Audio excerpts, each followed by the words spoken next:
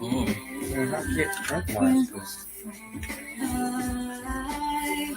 Wait, are we live?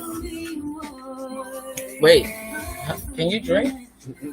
You have to lower your mask down. they need one of those. Oh my gosh. This is just. All right, come chat with us.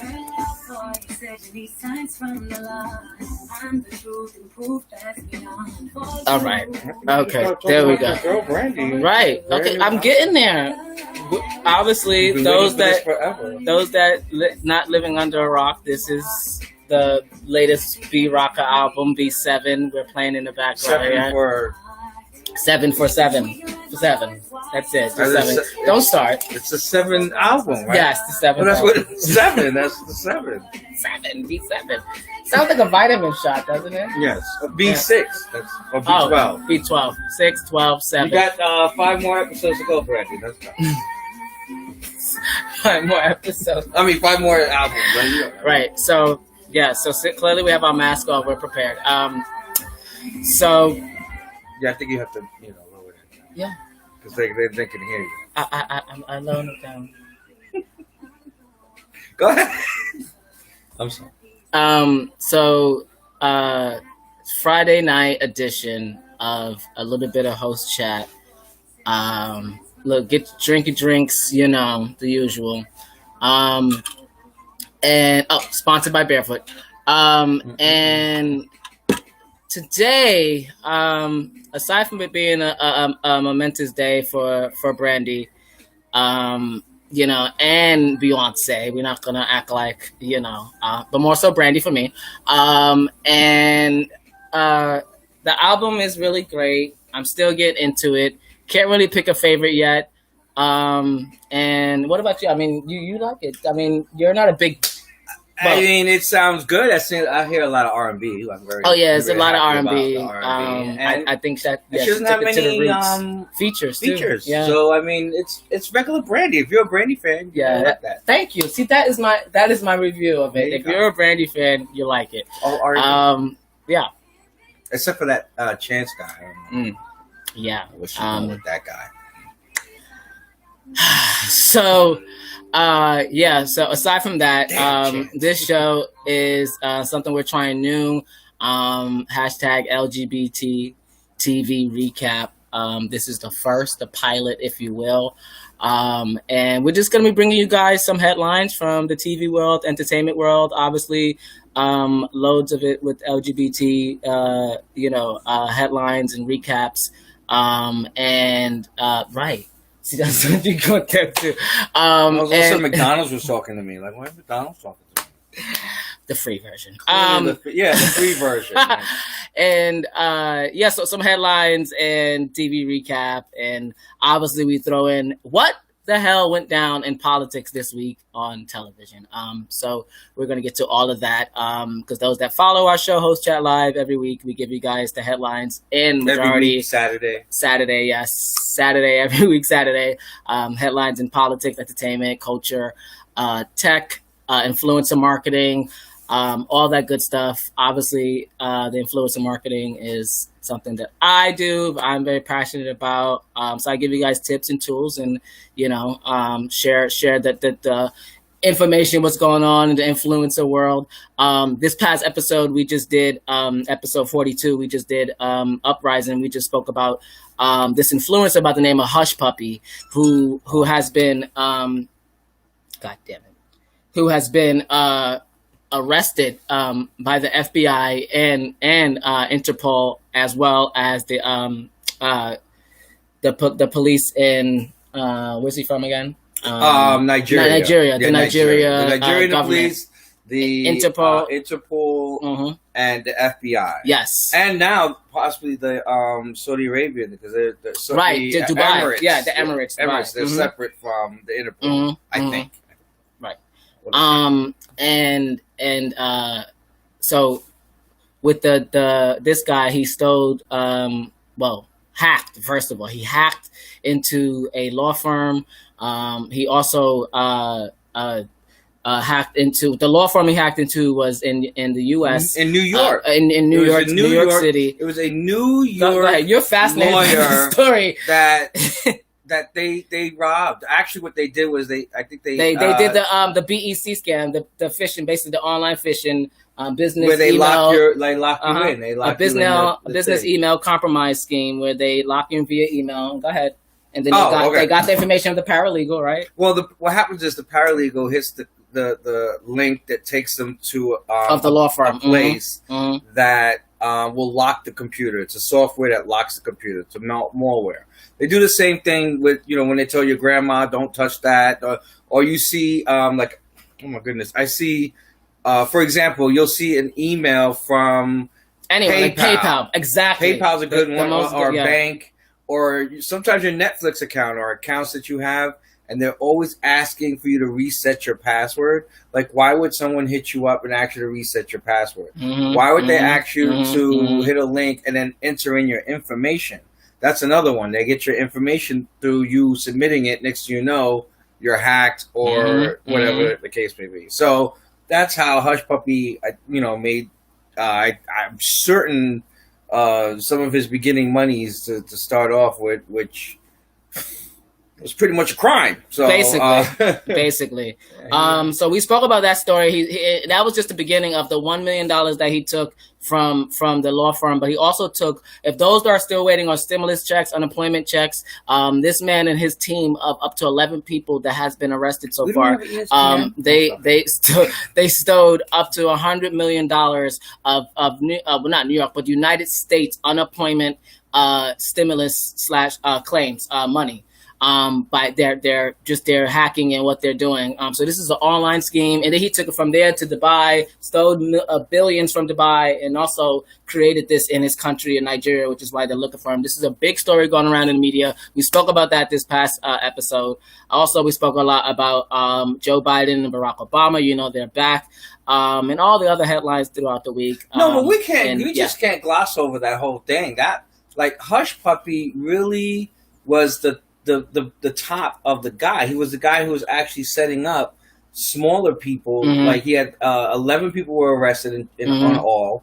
So he was the lead. So basically, he's probably the one who knew the technology. He knew the software. He knew how to use it, manipulate it, whatever the case would be. So in Nigeria, this is a big thing, by the way, because of that, they've gotten more into tech, and they're now more, they're becoming more advanced in technology.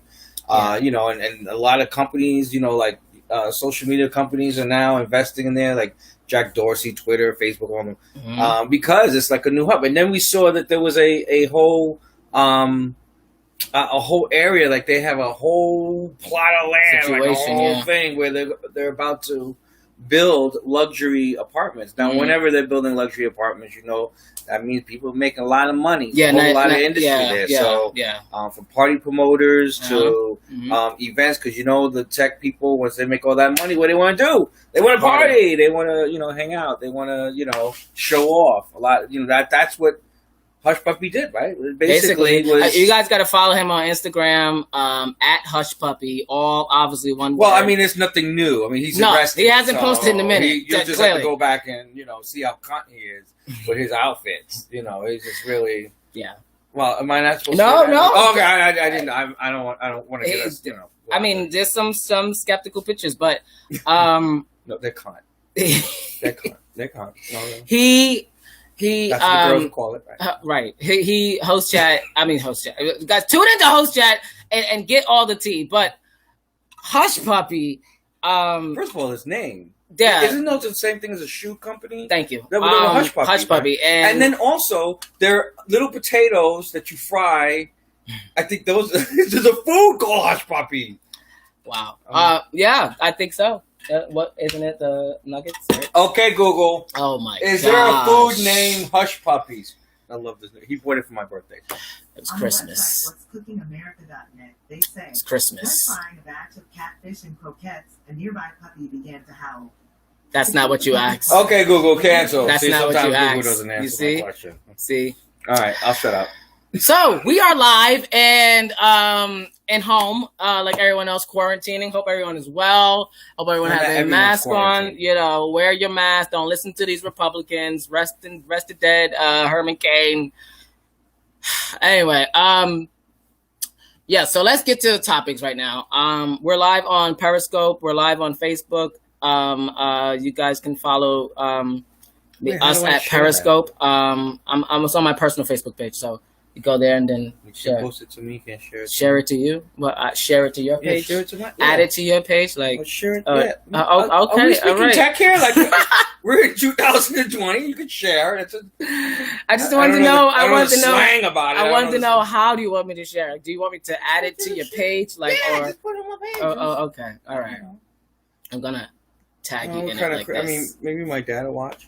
Wow, I don't think I want your. Okay, you know what? He may watch. I'm gonna be fair. I'm gonna be fair. So I'm not gonna say anything about Barack Obama. No, well, I mean, he is on the headline here. I mean, this is why I shouldn't even. I love Barack Obama. Okay, now we're on there. All right. Well, okay, all right. It's on there. Yeah, it's on there. Okay, it's on there. Okay, all right. So. I just sound like my mother there, right? Shout out to you, Mom. And by the way, the reason why he has a jacket on, I mean, because it is like a heat wave outside. We have the AC on, and so he gets cold easily. Hold on. First of all, I don't have to explain anything. I'm home. Okay. All right. Well, I'm home. I got my jacket on. This is my garb because I wanted to put on a garb for. People don't normally walk around in the house with jackets. I explained it though. Air is coming. All right, so what we're gonna do, guys, we're gonna get to the latest headlines right now in entertainment and television. So we were home as we normally do. What were we watching? I don't know. What were we watching? Was it The Real World or Paulie D and Vinny? I think it's The Real World, and that I got the headline that with. Today, yeah, we were watching today. Yes, today. Oh no, I didn't know it was. No, it was The Real World reunion. And we were watching that, and then this story came. I mean, we saw this trending all over YouTube for a long time. Well, this has been happening over a long period of time. What's going on with what you're about to report? Yeah, so. with Ellen DeGeneres. So. Before it was something going on with like just her being mean and possibly racist, and which I didn't get. I didn't understand this whole mean thing. So what? Shouldn't have to be nice to you.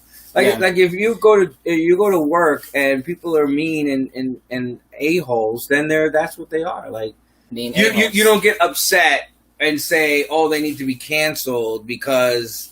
They still have their job. Your boss does not have to come in and be nice to you. It just doesn't. Yeah. It would be nice that if you would have a nice environment where, your boss comes and strokes your ego for, 8 hours. But your boss is maybe too busy to stroke your ego, and maybe there's a reason why you're working there, because it's a good place to work. And other people who want to work here. I mean, Steve Harvey went through the same thing with the meanness. And he really is a jerk. So, Yeah, I mean, clearly. Divorces, stuff like that. I mean, he's got a lot of his issues. He likes Trump. So, but he thought he could change Trump. That's what he thought he could do business with a con artist.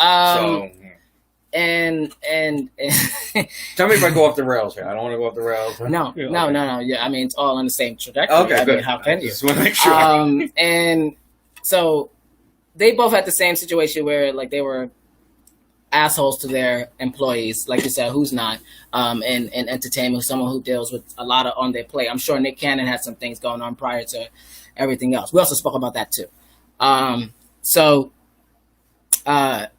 Ellen, now this story here says that basically Ellen DeGeneres, and this came out to shout out to LGBTQ Nation. Ellen DeGeneres apologized to staff as multiple gay sexual abuse allegations surfaced. Yes, gay. From Ellen. Wait. Who's gay as well. So this is Ellen coming on to other people.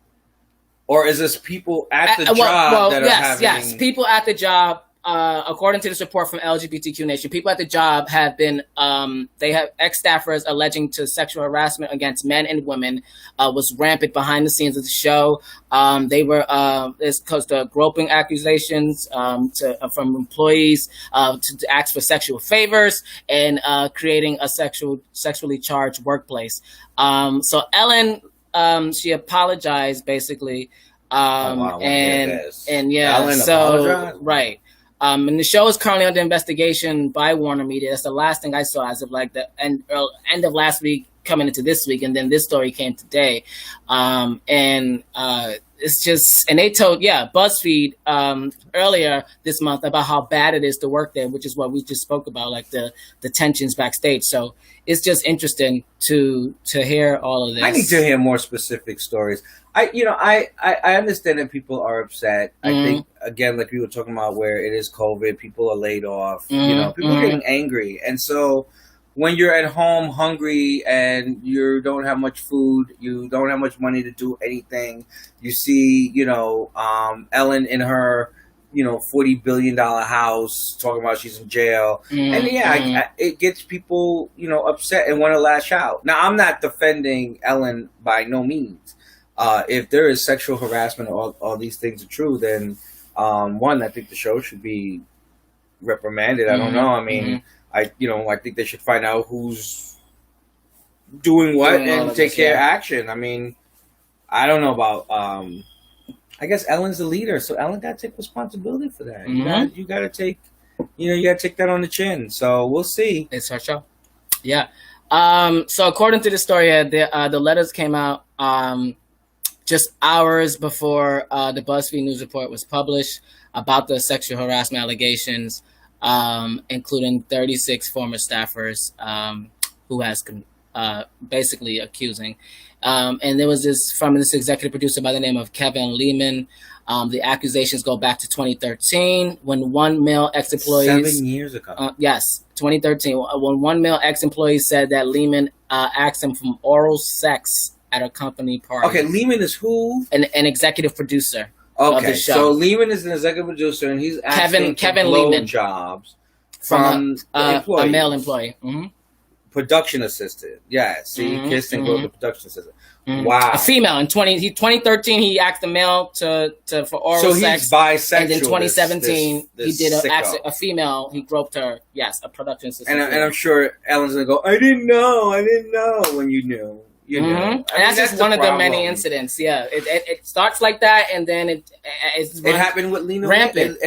Lena with the shy, where you're the boss and you're acting like, oh, I didn't know this stuff was happening. I don't know. Who knew? I'm too busy. You're so busy you don't know what's going on. And that's a failure of leadership on your part. So people admitting that they did not know only proves that you don't have any control over your own ship. So maybe you shouldn't have that ship.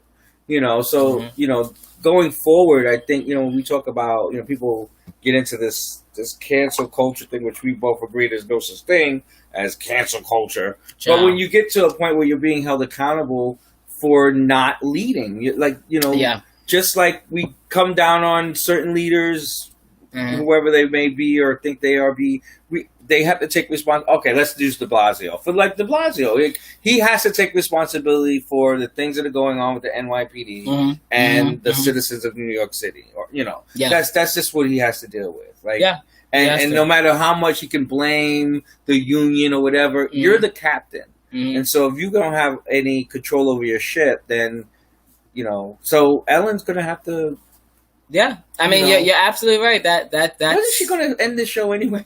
Well, I mean, remember we were watching the daytime Emmys, and when Ellen won, she said that she was going to make more the programming for the next 2 years, which is left of her contract. Majority of it focused on Black issues and blah blah blah. And I think that was the beginning of her apologizing for the racism and the racism through her obviously years of her production and people just calling out for what it is and it all makes sense now. They want to end it early. They want to end it early. They want out. It's the same thing that you're right that happened with Steve Harvey when because he was getting ready to retire. Mhm. He was getting ready to change studios, and then all of a sudden, all hell breaks loose. All hell breaks loose. So, I mean, it makes sense. Mhm. That's how Hollywood is. There's a lot of people turning heads until they need to. I mean, we got to be honest. We're in what? The 6th month, 7th month of the quarantine, going into the 7th month of the quarantine. And there's not going to be any live studio. Like, I don't know what Wendy's waiting around for. I mean, gosh, she's sitting on her thumbs. Yeah, so and her Wendy Betty Williams Boop apparently is saying this September 25th, which is another like 18 weeks. I don't even know. I can't even count. Well, another 12 weeks, 16 weeks. So somewhere between 12 and 18. And we can't get nobody to wear these masks, and she think that people are going to be coming. Right. Phase 4. She said she's waiting for phase 4. Sweetie, we're in phase 4 thank you, right now, and we're still not. I think she's waiting for phase 6. I don't know what she's waiting for. I think she's waiting for that contract to be up. Right. You know, we even spoke about it off camera, on camera, like, and you know, because I am a fan. I was a Wendy niece, and I say was. I was a Wendy niece. I was. You know, because there were certain people that, you know, as I was re-entering into radio, that I looked up to, and I liked her. I read her book. Here's one of the other books that I have, you know. Yes. You put the volume up. The song. Is the music on? It's a little dead here. All right. Okay. We're not going to show books here. I mean, no. I just wanted to say. No. I just wanted to show the book. Right. Okay. You're a fan. All right. Like, well, I was. I'm just saying. Okay. I was a big fan of Wendy, and I'm very disappointed. Oh, the music. Yes. I was very disappointed. Yes. So Wendy, we're all disappointed. I mean, she can't even, you know, come into work. Like, I mean, it's a little bad. We're unorganized here. Okay, we're not perfect. We're like Kelly and Ryan. Wait, me and am I frozen? Okay. No. Because I'm always right. I think it makes me think about Regis. Rest in peace, Regis. You guys, you know, we lost Regis Philbin this past week. 2020 has been brutal. You know. Well, I mean, in itself, and he did not die from COVID. No. I'm natural causes. He died natural causes. Mm-hmm. And they played some would say just getting old. His final show from today. Yeah. Today. We watched Live in Kelly. We're the only black New Yorkers that watch it. And I have for years. I mean, it is what it is. I think we were before we even met. We were watching it, and then it's one of the things that I don't know why. I don't know. It's nothing else after Good Morning America. I don't know. I'm trying to think what was my reasoning for watching Live with Kelly. Because there was nothing else on at 9 o'clock. That's right. It's on it. Because we watch Good Morning America, and it just happens to follow. And we really got into because of Michael. I'm Regis. I got into it for Regis. Well, no, I'm just saying, like, I think we zoned out a little bit. I zoned out after Regis left. Okay. Remember when they played the episode, I was like, I remember this episode. You said you was at work. And I was like, yeah, you were probably at work, and I was probably at home. Because, you know, I used to get up early in the morning, do the dirty show and all that stuff. So I'd be home, get ready to promote. And I remember his last day. Mm-hmm. Now, you want to tell him what you saw on his last day that made you gag? Everyone was in the audience. I don't want to talk about it. I had to think about it. You have to think about it because you blocked it out of your mind. See? Thank you. You blocked it. It was a mental block.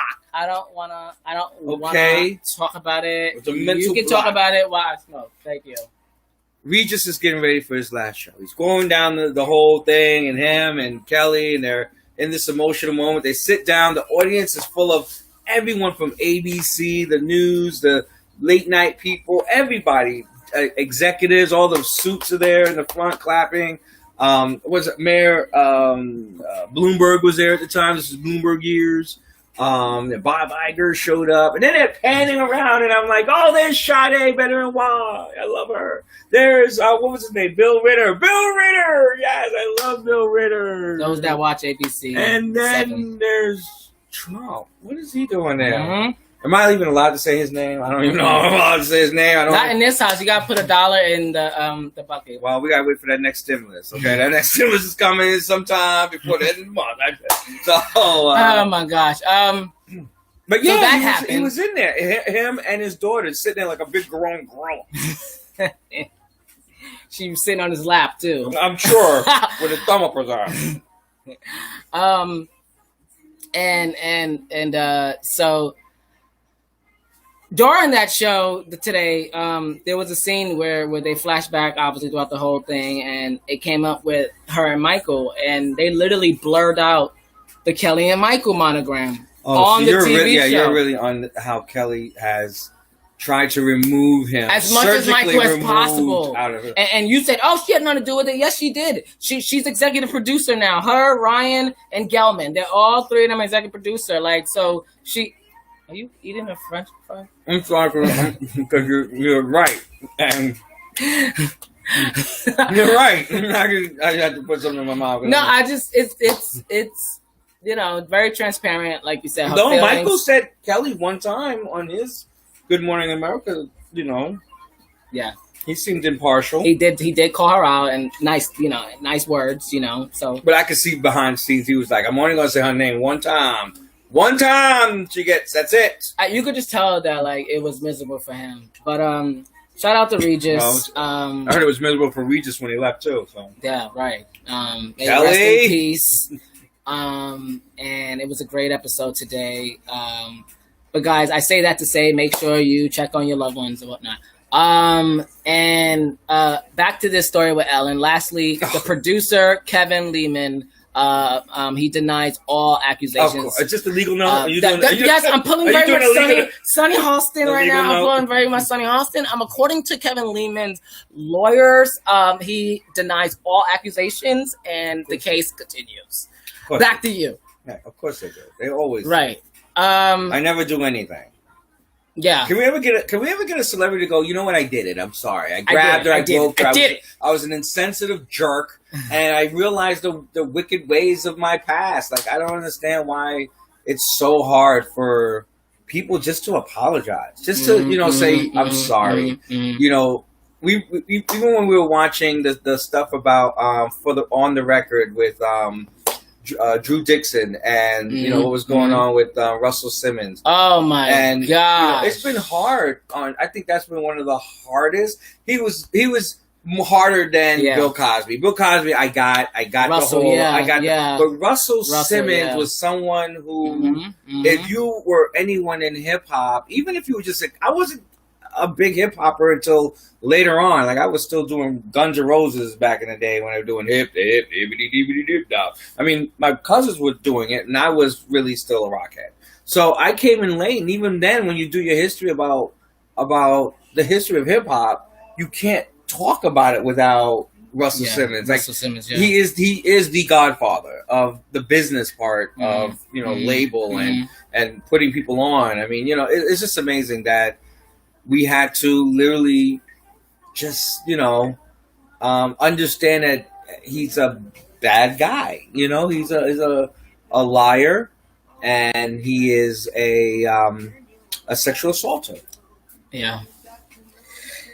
Yeah, I mean, you watch it. It's hard to, but it's like it's necessary. It doesn't mean it takes. Actually, to me, it doesn't take anything away from the fact that the accomplishments he made as a businessman. Yeah. But as a man, in his personal life, he was a bad guy. He was someone who thought that he could do whatever he wanted with women and not be held accountable for it. Yeah. And sitting there, well, I didn't see it that way. Well, she did.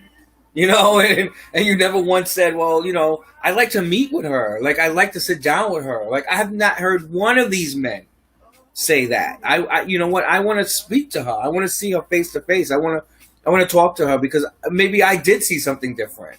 But I didn't see any contrition or any type of wanting to change. Like, it was just, I'm all godly and I'm home.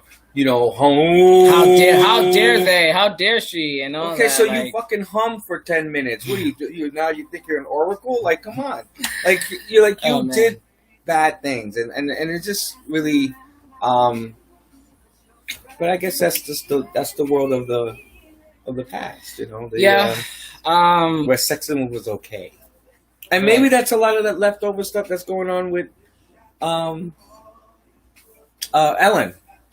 That's this toxic work environment. The toxic. I mean, and think about where she got that from. Like, it's interesting, like, because people don't think we spoke about this a little bit with Jada and August. The even though entanglement. now the entanglement with August. I need me a please. poll. And even though now we know it was all a ruse, basically.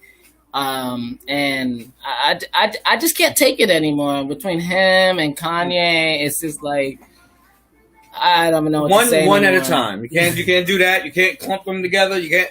Kanye deserves his own thing going on with, But with Will and Jada though, I think it was different because I think as a couple, and we're a couple that used to be compared to a lot of these power couples. Everywhere we would go, we would get this tag of, oh, it's the Will and Jada, or it's the Beyonce and Jay-Z, and it was a little bit much. It was much for us, and but it's just so weird how the problems that that has surfaced. I think people have seen from a long time. I think we resigned that they had an open relationship. I'm upset that they didn't just admit it.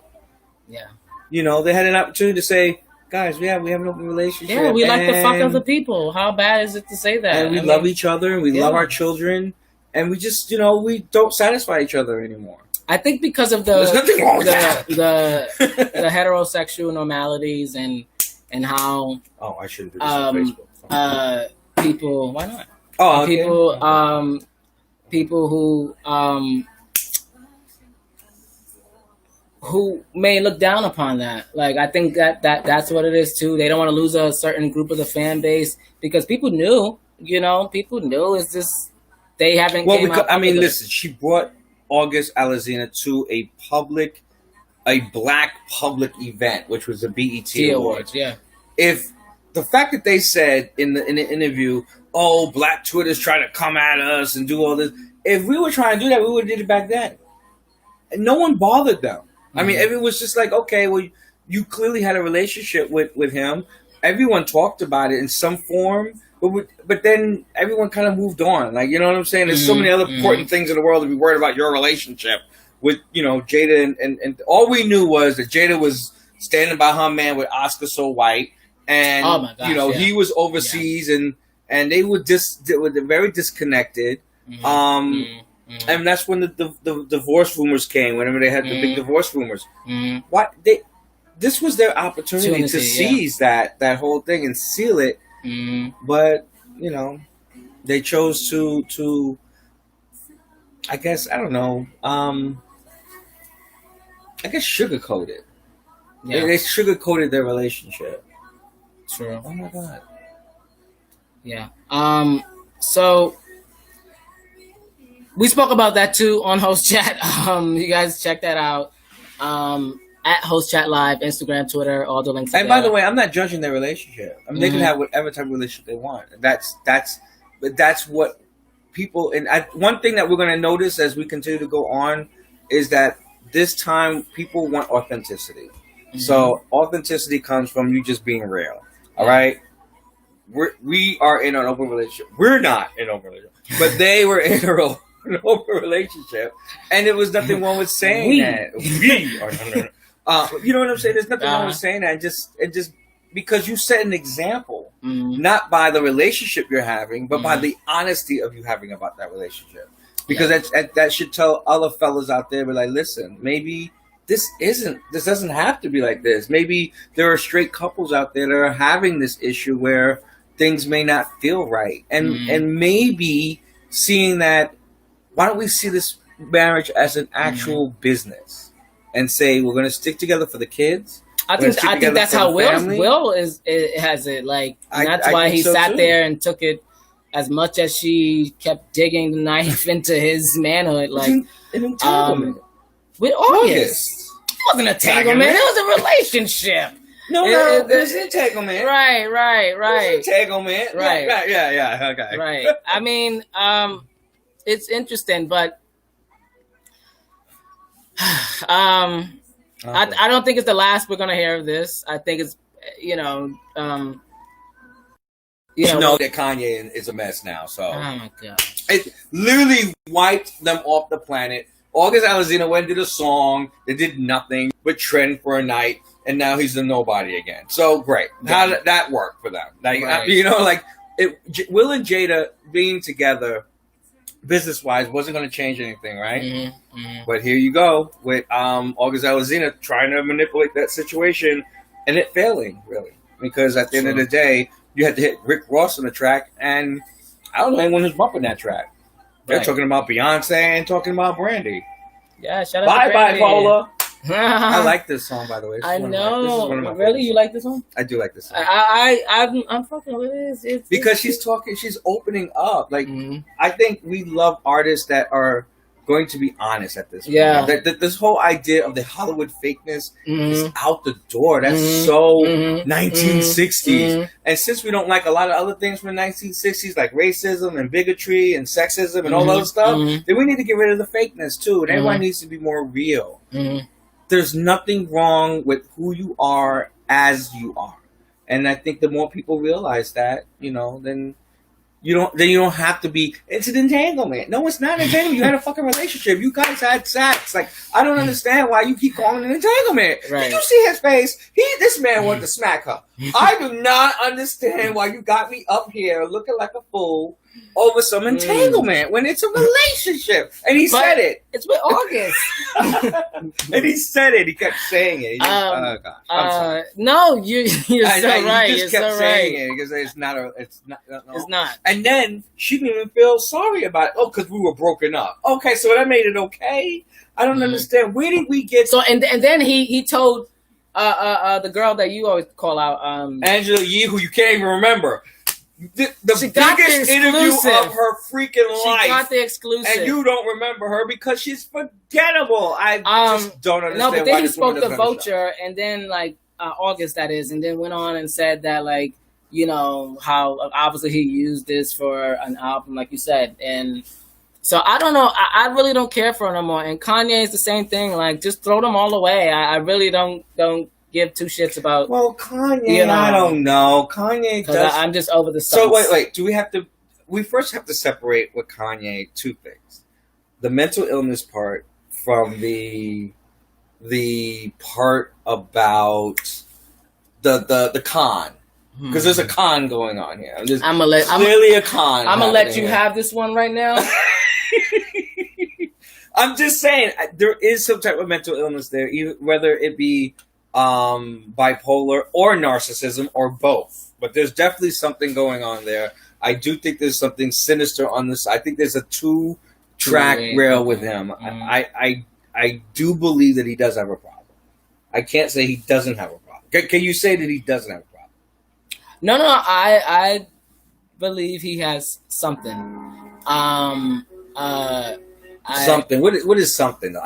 Do you feel like it's a illness that he has, or is it? Because narcissism is a mental illness. That's an illness of some sort. When it comes to Kanye, it's hard because I myself, and I don't know if you want to admit, but I myself am dealing with mental illness. Oh, we're all dealing with it. Okay, we're all dealing with it. Great. I think everyone. We all. Yeah, I think. And we all suffer trauma, and so through that trauma, it comes different reactions. And I'm on medication for it, and it's hard to put this in a kind of one box, but I believe he definitely has a mental illness. I'm not sure if it's bipolar, because the things he is doing seems to me very deliberate, very precise, timely, and it's always. Yeah, when you say timely, that kind of jumps at me too. Yeah, like his breakdowns are in a particular time, a particular reason. Why very sociopathic, very. That's why I said there's a part. Yeah, there's a part that I see the sinister mastermind of trying to manipulate the public. Even when he's on Twitter and he tweets one word, like he's on his mind is sick. Like Covfefe. Thank you, like Covfefe. And they tweet out random things. They tweet out things that creates a world And then that's you not have of people this like earth. his wife keep calling him a genius when Well, that's the enabling part. that enables the enabling. narcissism, though. Yeah, that's the that enabling. that pushes the narcissism to the point where he thinks he can run for office, and he believes that he can because no one's saying no. And yay, go ahead, yay. That's so smart. You so smart, yay. Like with But no this is real. the fact that they still tried to get it. Well, they did get him on the ballot in New Jersey. They filed that, and this was after he had the breakdown and the visit from the oracles. What's their name? Oracles. Dame Dash and the Yodas.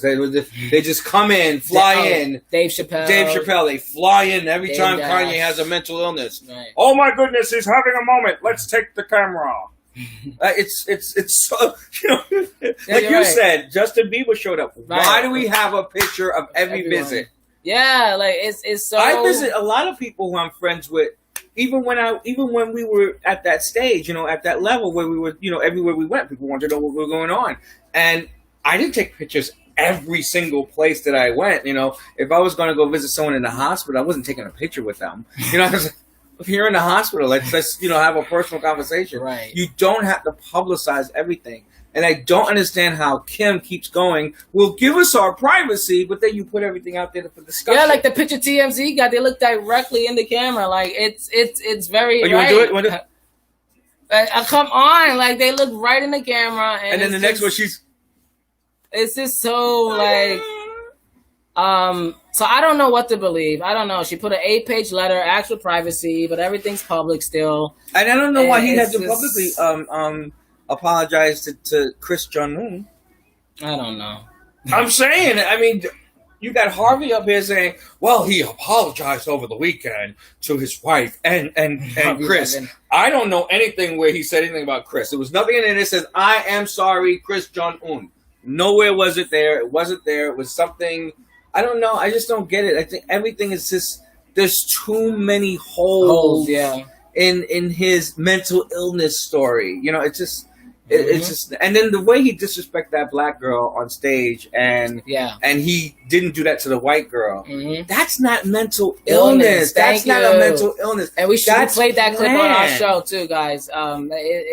It's a black girl that was on stage. He brought on stage, and then she spoke over him, and then he just completely like eviscerated her in front of everyone, basically scolded her, but didn't do it to the white girl. That did the exact same thing. And it was the same girl that was on stage that asked him a question about gun violence, and then instead of him dealing with the issue, he talked about how he loves to shoot guns, and then started talking about promising money to literally bribing people to have children.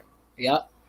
How is that mental illness? Yep. How is that a part of that illness? I understand the paranoia. I get the paranoia. He said that gets me where he drops the whole thing with Kim and Meek and that whole situation. I get that. I get the jealousy, the paranoia. He said the paranoia. So I get that. But what I don't get is this whole everything else around it. Right. It's like you use the mental illness and then you surround it with a whole lot of bullshit that you clearly have control over. So that's why even in my tweet, when I tweeted Kim when she sent that letter, I said, did? Yes. And I still get likes off that. And I said, is this mental illness or is this narcissism? Oh my god. Which one is it? Or is it both? You know, either which way, girl, you're his husband, you can handle it, you do what you gotta do, and that's it with this. Let me find this damn tweet. Because I still get likes on this tweet to this day. Oh my gosh, I cannot. Yes, guns and whiskey. Yes. Are you serious? Oh gosh, this is so far down here now. Well, you'll find it. This is insane. I think this time, because he said the Chris Jong-un and the whole divorce, whatever bullshit.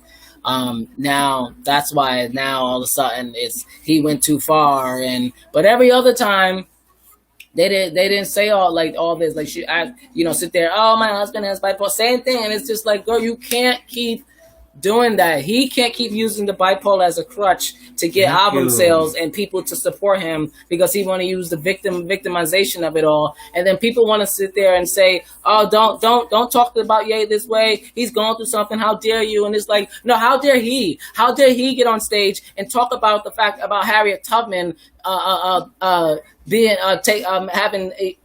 rid of helping the slaves get escape to only to have them work for white people. Like they took that totally out of context. Like, too. That was like he did that. And that was something that that was his plan, to say something so retarded that it goes viral, and that was exactly what he did. And thankfully, on MSNBC, Harriet Tubman, great grandniece, came on and was explaining about just how just hurtful those words were. And that's what this man is doing. He's destroying our culture. And he's okay with that. And so are they. But sorry, just not because he said that Chris Jong-un and everything else. Like, it's just like how much credit do we want to give these people? And you need to start bookmarking your tweets. Yes, I didn't know sometimes you don't realize how active you're. Thank you. You are. So you going through your notifications? That's what you're trying to. Yeah, because I'm looking for when they liked it. But it's just, I think it's gone too far, and I'm just not with it. I'm really not. I just think it's unfortunate, and I really can't find it. It's really because it's so far back, but I just think that she needs to stop enabling. But that's their relationship, I mean, when they first met.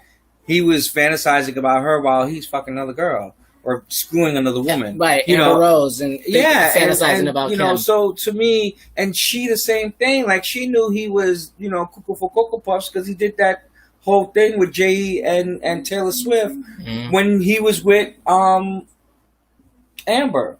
So you knew what you was getting yourself into. All the times y'all was going get hit by paparazzi, and he was banging into signs and knocking the cameras over and fighting with paparazzi. That was all to me. It just feels like some of it is just overplayed. It's just overplayed. And overlooked, honestly, because we laugh at it. These people have money. It's not like, and I understand that money does not necessarily determine whether someone gets help or not.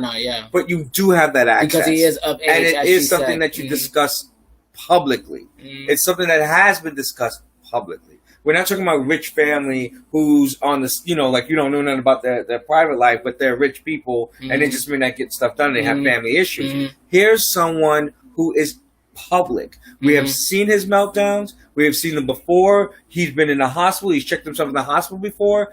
When does Kim, as the wife, take responsibility for her husband? I guess now this is her taking responsibility. I don't know. We'll have to wait and see. I don't think this is the last. He's clearly still running, and it's not. Stop telling him he's a genius and they're not giving him his medication.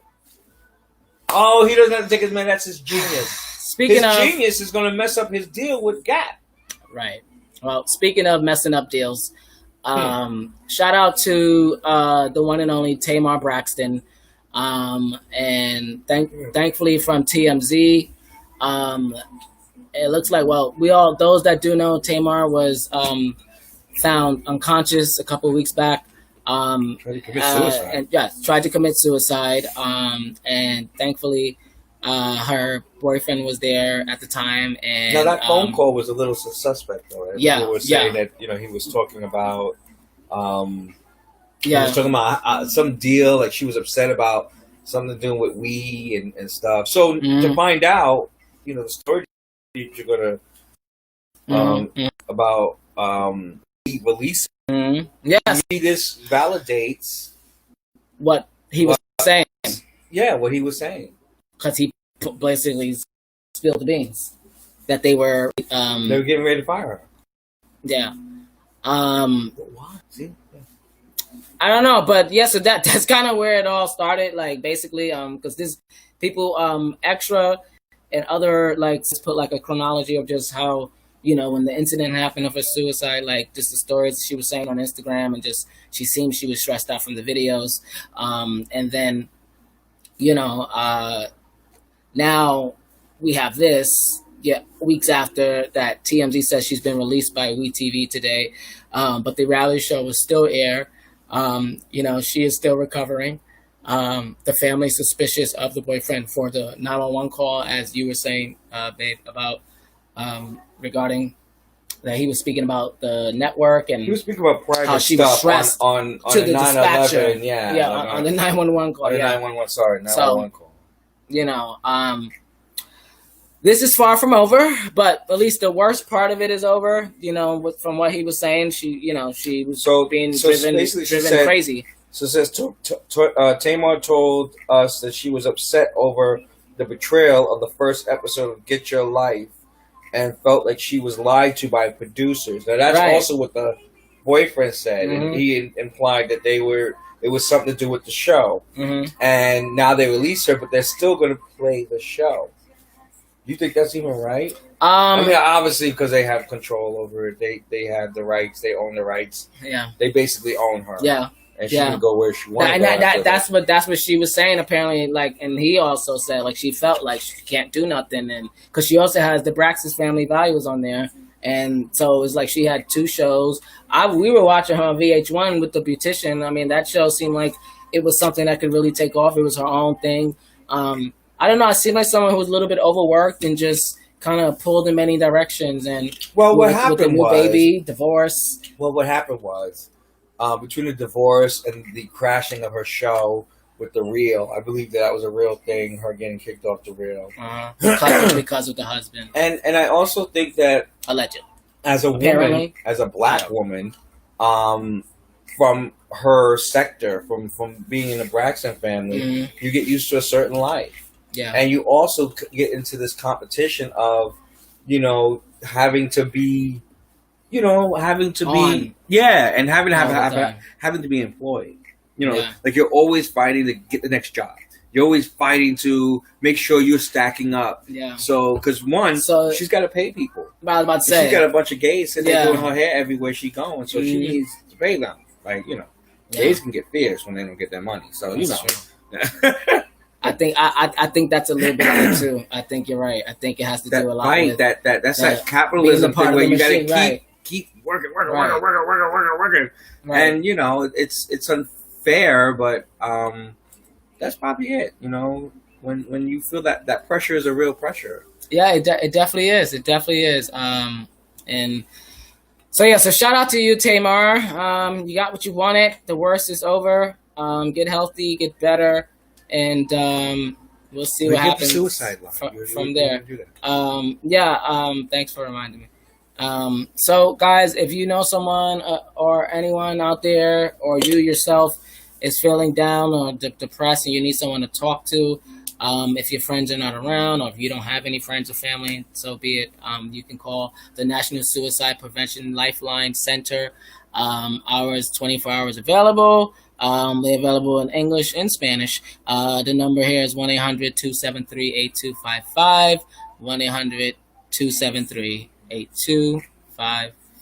And I think people realize that you may feel like you don't have friends, but you'd be shocked at how many people are concerned about you when they don't hear from you, or or even thinking about you. I realized, even as an older person, I've been through. I've tried to commit suicide. I talked about it on a documentary and all that stuff. Yeah. So I know how it feels when it's like you feel like that's the only way out, and you feel no one cares. And how did you come through it? What was your breakthrough to like? Well, because I said this on the thing. I'm gonna have to use the curse word. I was chicken shit. I was chicken shit to die. I didn't want to die. I wanted to die, but then I knew that every which way I wanted to do it was hurt. Like I didn't want to feel pain. I can't stand pain. So it was like you hang yourself. That's pain. And I thought about like lighting the stove and the gas, but then I was like no, needles no. Slitting wrists, I've tried, but it just the minute you see blood, I just Tamar. So she took pills. Yeah. So I never did that one. Yeah. You know, so I ended up trying to self-destruct in other ways, but I do remember that situation, and you come out of it. You do come out of it. It does get better. I mean, I know it sounds corny, but it does get better. And most people, and I have to say that though, but most people think that they don't have anyone and they think they're alone. They're actually not. There are people that are thinking about them, but because, you know, whether you had, you know, or you know, they're busy, they got their own lives. When people got their own lives, so sometimes they do get wrapped in their own world, and so you forget that people do think about you. You know, people think about you. We may not want to call them friends, but they think about you. They wonder, you know, if you're okay. You know. I agree. I mean, it's totally, you know, it's right. You're absolutely right. I myself never got to that point. Thank gosh. Could have had many reasons too, as many people told me, throughout my. Who are these people? You know, medical people, doctors, you know, social workers who like hear my story. Say, oh yeah, you should have did it. No, they should have. That go ahead. That you had all justification for that one, you know. No, not that most people in my predicament would have. You know, like in your, I'm sure you were going through a lot. So, so yeah. Anyway, guys, once again, if you are going through something that you feel like you are potentially want to hurt yourself, or you know someone that is, don't do it because you're selfish. Don't be a selfish prick. Okay, don't do it. Just don't do it. Reach out to somebody. You can reach out to the Suicide Prevention Lifeline once again, 24 hours in English and Spanish. No one wants to be 1-800-273-8255. 1-800-273-8255. So now we're going to move on to a little bit of what I like to call hashtag in case you missed it. So we're going to talk about, because, you know, we are gay. So, yeah. We're going to talk about... That's on my chat. Noah's Ark. I mean, I don't even know where to begin. I don't even know... I mean... I know we're like a month behind because Pride was a month ago, but it's still dope. I mean, how do you was good to see them all together again. Like, you know, and I was getting those googly feels that I get every time I see Erica Alexander on Joy Reid show, like on Readout. Like every time I see like people from old shows, like you want to see them come together. And I also thought it was a good idea for them to do this. I mean, this is a really good idea because it was something that everyone could connect to in a sense that we're all going through a pandemic, and it was timely and it was current, and I wanted more. I really did want it more. Like, I have to say, I you know how I feel about Patrick and Polk. I really, really love what we get from those. The energy, the good feelings that we get from Patrick and Pope. I'm sorry. I agree. I was just making sure.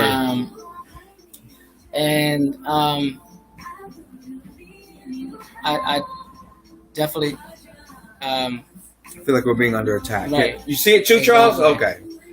We're all. What is it? Are you okay, Charles? Our cat's got us covered, by the way. Charlie, our cat, who is very defensive of anything, any sound in the neighborhood. Surprised it's not attacking us right now. Yeah, that was Ark, man. I love what Patrick and Polk put together in so little time. It was good to see. It was good to see everyone back at it. And everyone looked good too. Yeah. Well, I mean. Okay, you know, guys, I can't. You know, I have that filter where I just, and I'm getting to the age where you know you just gotta let it go. Yeah. I was up with Ricky. Ricky looked a little different. I'm not gonna say it's not ugly. I'm not trying to diss anybody. It's not that. It was just different. He looked different. He did not look like Ricky. You know, Wilson Cruz looked good. He still looked like Wilson Cruz. I loved Wilson. And Wade looked great. You know, Jensen Atwood and Darryl Steve. Everyone looked really good. And I was just, I I was taken aback by, you know, Ricky. Like there was a story there. Like there's something that happened that he wanted to that he could share. But there's definitely something there. Like there's something happened. I don't know what it is. I'm not gonna assume it is anything.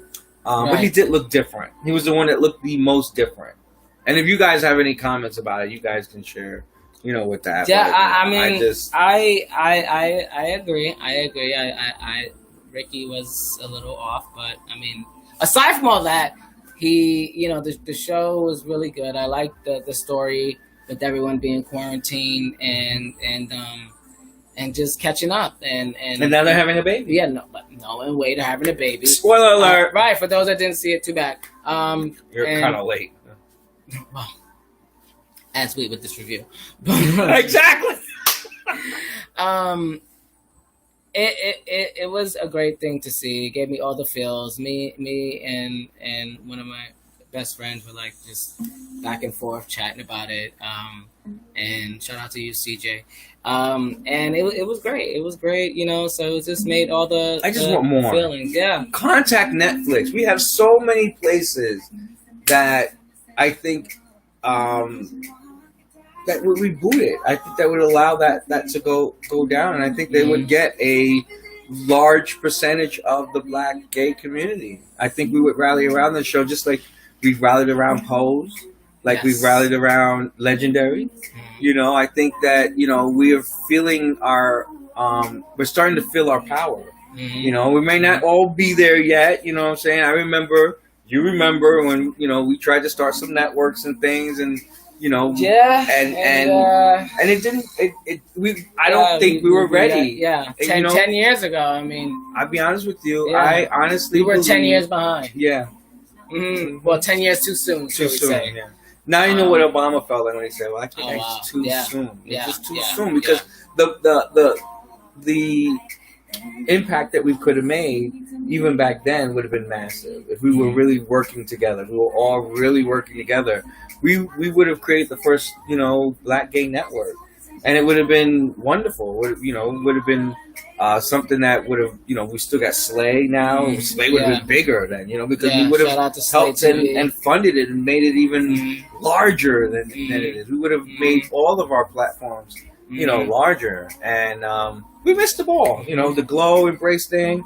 Guys, do your research. You know, like that was the fight back then. Shout out to Maurice Jamal. Shawn Michael Rogers. And it you know, not for nothing, but you know, now 10 years thinking about it, like it was just too soon. We weren't ready as a community. We weren't ready, but I think we're ready now. So you know, good to see that Slay is, you know, rising up in there, and you got all these other online, you know, providers and content creators, you know, A Connection, so many. There's so many now. Your boy Nunu. Yes. Girl, what's circle. going on with the circle, honey? Like, what's going on with the circle, sis? I don't know what you do with that messy queen on there, though. You didn't get that messy queen off. Oh, hold on. We're not going to get to that yet. So, Noah's Ark was great. Can't wait to see what they do next. Guys, you can check it out on YouTube. Patrick Ian Polk's YouTube channel. Y'all better hit him up and tell him he needs to come back. Yes, we got to demand it. We got to request it. We got to do everything we can. Petitions, all of that good stuff. So we gotta start. Let's get it back and bring it back. Show these white executives that there's some great money in LGBTQ television and get that LGBT equity back in Hollywood. Well, full force. We never had. I mean, we never had equity like that. So, I know all the talk is Black Hollywood, but we need a gay Hollywood. A Black gay Hollywood. Okay, fine. What are we gonna call it? A Black gay Hollywood. I don't know. I can't come with anything spiffy at the moment. Black gay Hollywood. Just that. It's just the Black gay Hollywood. I know. I would like the Black gay Hollywood. Actually, should be Harlem. That's interesting because it is Harlem. I think Harlem is where the Black gays succeed. That's true. So Black gay Hollywood would be Harlem, New York. Because that's where the Renaissance. Of course, West Harlem, right? Yeah, the Harlem Renaissance was was fueled by Yeah.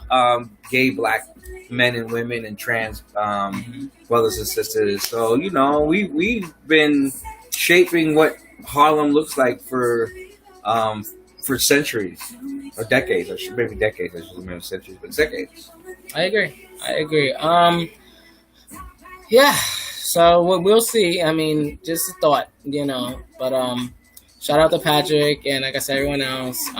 And Patrick and me and Patrick have to smoke. We have to smoke. Right, Patrick, hit us up. Got that good. Right now, you updated. So also another great show that we love. And you got me into this show. Was it Love, Victor? Oh. Yes, it's the sequel or the continuation Spin-off. from Love, Simon, which was in theaters with what's his name? Keon Lonsdale, and also Troy Sivan was in that movie too. Yes, two artists that's featured on the Weekly Top 40, which is what he produced every Saturday, 6 to 10, all digital radio. So that show was great. It took me a while to really get into it. I liked it because it's finally to see Latinos and I like seeing different cultures that even I connect with, like as a Latino, someone who's black and Latin, or what we call Afro Latino now. They call that or Afro Latin X, I should say. That's the I think the gender proper way of saying it. And it was so interesting to see that because we don't get, it's either black gay or it's white gay, but we don't really explore other different cultures like the Latin culture or the Asian culture. Those cultures are not really tapped yet, and even the East Indian culture, and the African culture, the actual African, not the African American one. There's the African cultures, like the different Guyana and Nigeria and South Africa and all these places that are in Africa. I'd like to know what's going on with their gay situation, like what's happening with, Yeah. I like the show because after I got into it, like it started to show elements of all of us being young and gay and finding ourselves. And that's kind of what the show is about Victor finding himself, and he's always texting Simon and continuing their friendship. And then when Keon Lonsdale came into the show, I was excited because I love his music and got to see him act and stuff. And it's a really good show. It gave me a little bit of Degrassi type tease, and with the whole high school feels, and yes, the Drake season, and it's a great show for anyone who wants to know what we go through as gay men, like, and how complicated it is. Thank you. There's a part in there where he really liked the girl, like he really liked her, like he wasn't trying to. And he really felt bad that he knew what he was doing, obviously, and he felt really bad, but he couldn't deny his feelings he had for men and specifically one specific person. Because I think that if they continue with this, I don't even think he's 100% gay yet. Like he still had feelings for that girl. He just didn't want to have sex with her. Yeah. And so I don't know if he'll ever explore it, or will he just say, you know what, I'm comfortable with this, and this is what I want to go forward with. Yeah. Well, I mean, spoiler alert, he was forced. So, which normally was what happens with us, right? Yeah, you're forced because you just because. So it was a great show. It's really short too, like 10 episodes. You probably get through it in a whole day. Because I think each episode is only 30 minutes. Right. I hate those. Yeah, I hate these shows at 30 minutes. And we got to the point where we had to like just savor it for a bit. But Brownie's like that. Yeah. Dave is like that. A bunch of I am Dave. That all those shows, they're only 30 minutes. Atlanta, Insecure. Right. Why are they not 60 minutes? I don't know. But give me 60 minutes. I need 60 minutes. Speaking of Insecure, what a fantastic season this was, Insecure. Shout out to Issa Rae. Shout out to the whole cast. Yeah, the whole cast. The whole cast. Is the whole amazing. entire cast. I forgot her name, the other actress on Insecure, but she's nominated too. Mm-hmm. She's got a nomination too. They got 3 nominations. Yes. One for the show, one for Issa, and one for the supporting actress. I forgot her name, which is a shame, but it is what her it name is Yvonne Orji. There we go. Orji. There we go. And yeah, so she plays Molly, the best friend. And I'm mad Jay Ellis didn't get anything, Ellis, by the way, because I think Jay Ellis is a really good male lead actor. Yes, I think he's and one of the best male. I think he's better than Jesse T. Usher, and I like Jesse T. Usher. Acting or cuter? No, I just think that better acting. I was just talking about acting. Yeah, I was talking about acting. I mean, they're both cute, you know. No, but okay. But no, I think that I can see. Yeah, you know what? He is. He's a way better actor than Jesse T. Not saying that Jesse T's a bad actor. I'm not saying that. I'm just saying there's levels to acting. Right. People know that. I can see what you mean, because this show has given Jay more like depth to play with, and he's gone there. And we like Jesse T from the Hi Charles. Hi, we're live. Okay. And Jesse T is from the show, the basketball show, Survivor's Remorse. And yeah, so long story short, Insecure is a great show. They have really impactful season this right. He has a gay element in there. She got a gay brother who they need to really expound on that, because I forgot the girl's name, the curly haired girl. What is her character's name? When she was pretending to be British. Oh my gosh. That scene between her and the brother. Right here. Natasha Rothwell, she plays Kelly. Yes, her and Issa's brother, that scene that they were going back and forth. And Kendrick Sampson. And she was pretending. Oh, yes. Yes. And then Alexander Hodge, the Asian one.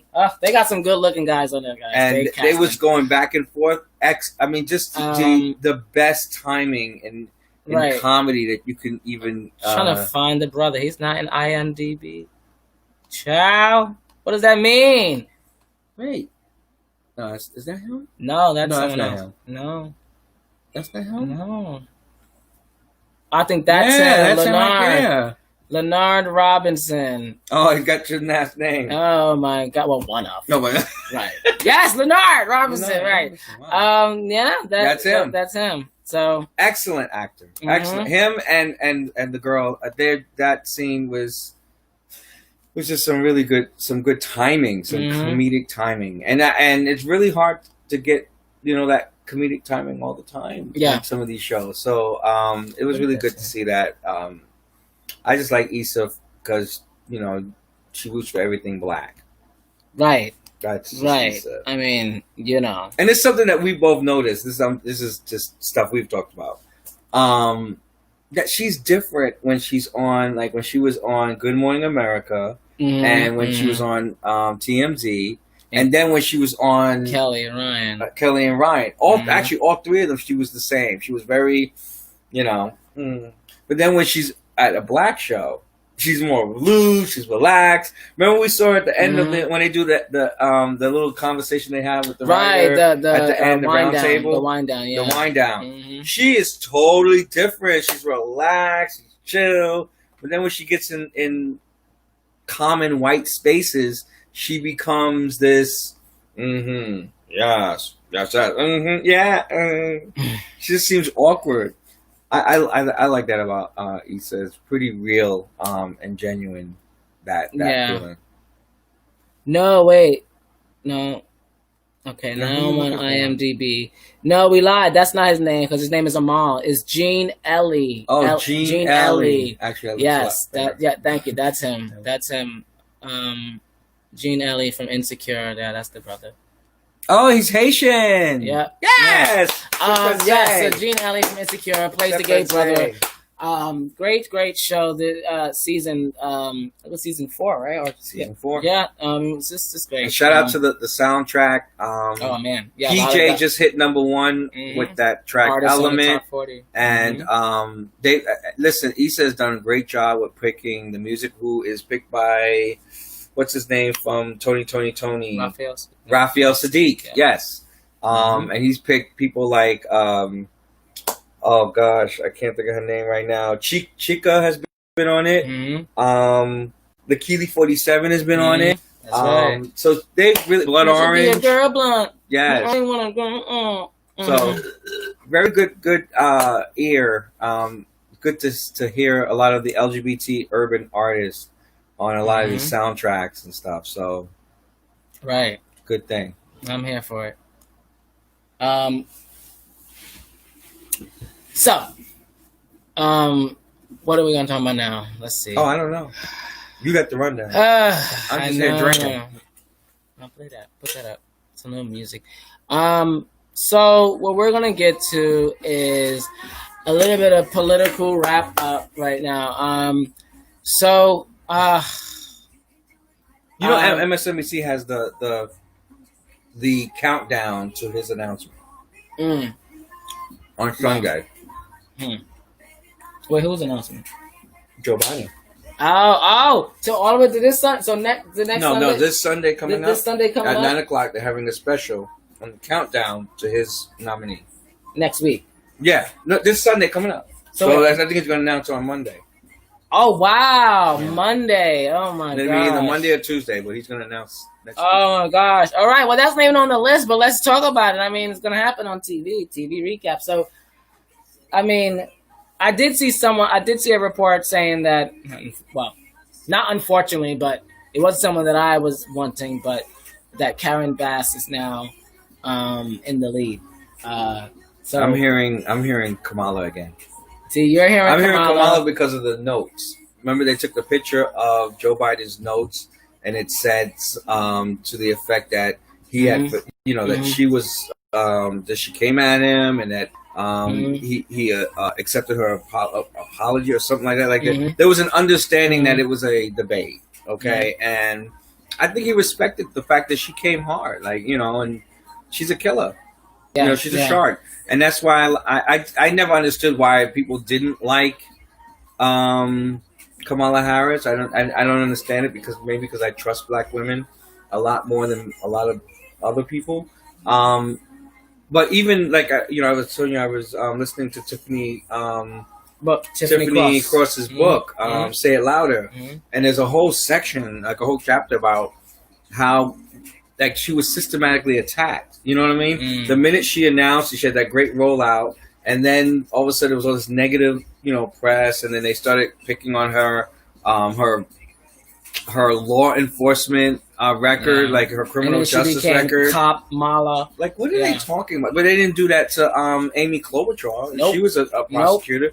Nope. She still ain't do nothing for that. It's so interesting how black men specifically attacked her for her criminal justice, but then you were sitting there going, Joe Biden's cool. I don't understand what's going on here. Like, to me, that was confusing. But again, I get that older black voters don't necessarily vote for the horse, the big horse in the race. They usually go for the one that's most confident that white people will vote for, and that's how black voters come up with who they're going to vote for is on what will the rest of the America vote for. Yeah. Or what would the majority of the white people vote for. I mean, we're definitely, but if she's announced as vice president, it's on, right? It's on like popcorn. Yeah. That's it. Once he names his VP, I think it's a wrap. I mean, I would be the last 90 days. Yeah, well, 95 days. I would be very, very thrilled for Kamala to be vice president. But you wanted first black woman. Stacey. Yeah, I mean, regarding what's going on with everything, regarding the fact that democracy, our democracy, is teetering on the brink of extinction. With this president, this morning saying that the election should be delayed. That's the latest headline going right now, and that's something that we never heard ever. We see it in other countries, and clearly we're going to hear this over and over again because we as a country never experienced this, and I'm really scared for what election day is going to look like, because when this sociopath, this orange sociopath, goes out there and lies, he's actually telling the truth. When he goes and says, it's going to be rigged and stuff, he's actually going to rig it. We know that. So that's how we have to look at it. Like, instead of saying, what the fuck is he saying? No, what he's saying is what he's saying, and is what he's going to do. And he's been saying it on Twitter. He's been throwing tweets out there. Hey, you guys want me to stay forever? Blah, blah, blah. Like, that's what he's been doing. He's been taking a little bit of autocrats and dictators and taking those traits and policies and using that and keep destructing our government to the point where our institutions are not even functioning right now because there is no one there, or you have Barr putting his thumb on everyone, and now this is what we have. But he's still impeached. He's still the worst president in the history of this country. Our unemployment numbers is almost 55 million. Still a failure as of this week. Our GDP is at below negative 32%. So, I mean, can we get any worse? Yes, it can. And it will. I believe it's going to get worse before we get to election day. I do believe we're going to have, and then even after, because then we're going to have to figure out if he's going to leave. I believe we won't be over all of this until January. Literally, I think we're going even into February. We're going to be still tense and going through a pandemic. The pandemic will still going to be here. It's not going anywhere. I don't know why people just think it's just going to go away. Just hang around. No, it's not going anywhere. Specifically, we're walking around with coughing on people. Yeah, and we still got to wear our masks. So wear your mask, people.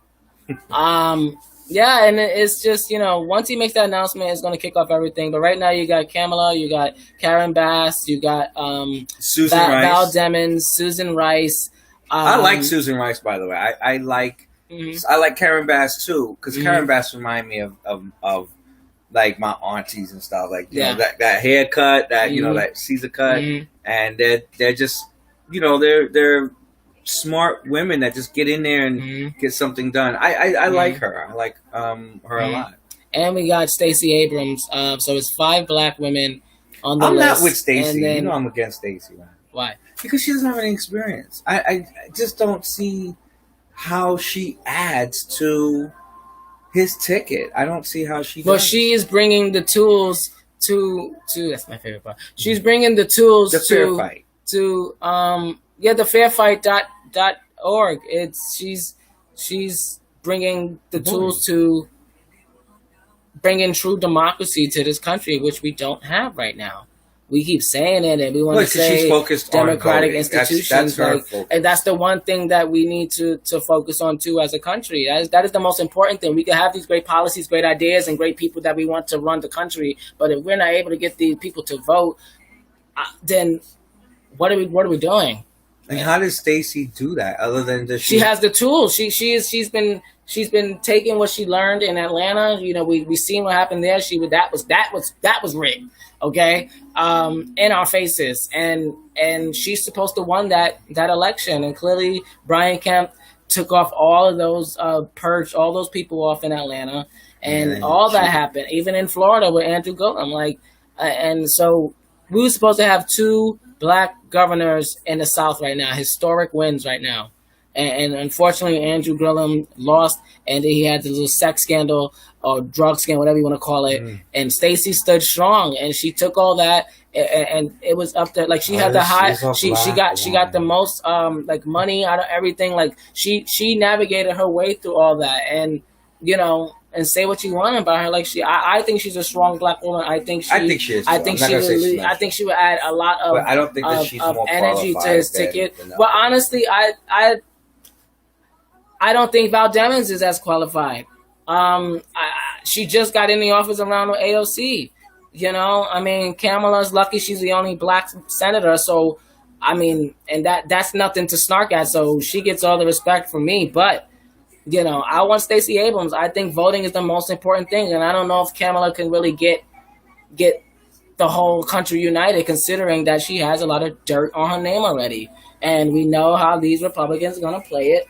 And even if it's fake, they're still gonna turn it up. And Sean Hannity and Tucker and Janine and Laura Ingraham, all of them, and fucking Diamond and Silk and Double Dutch, whatever their names are, and Dry Edges Owens and all of them gonna play cater into it. And I'm just over this. But I guess they'll do the same thing with Stacey. Whoever he picks, they're gonna find something.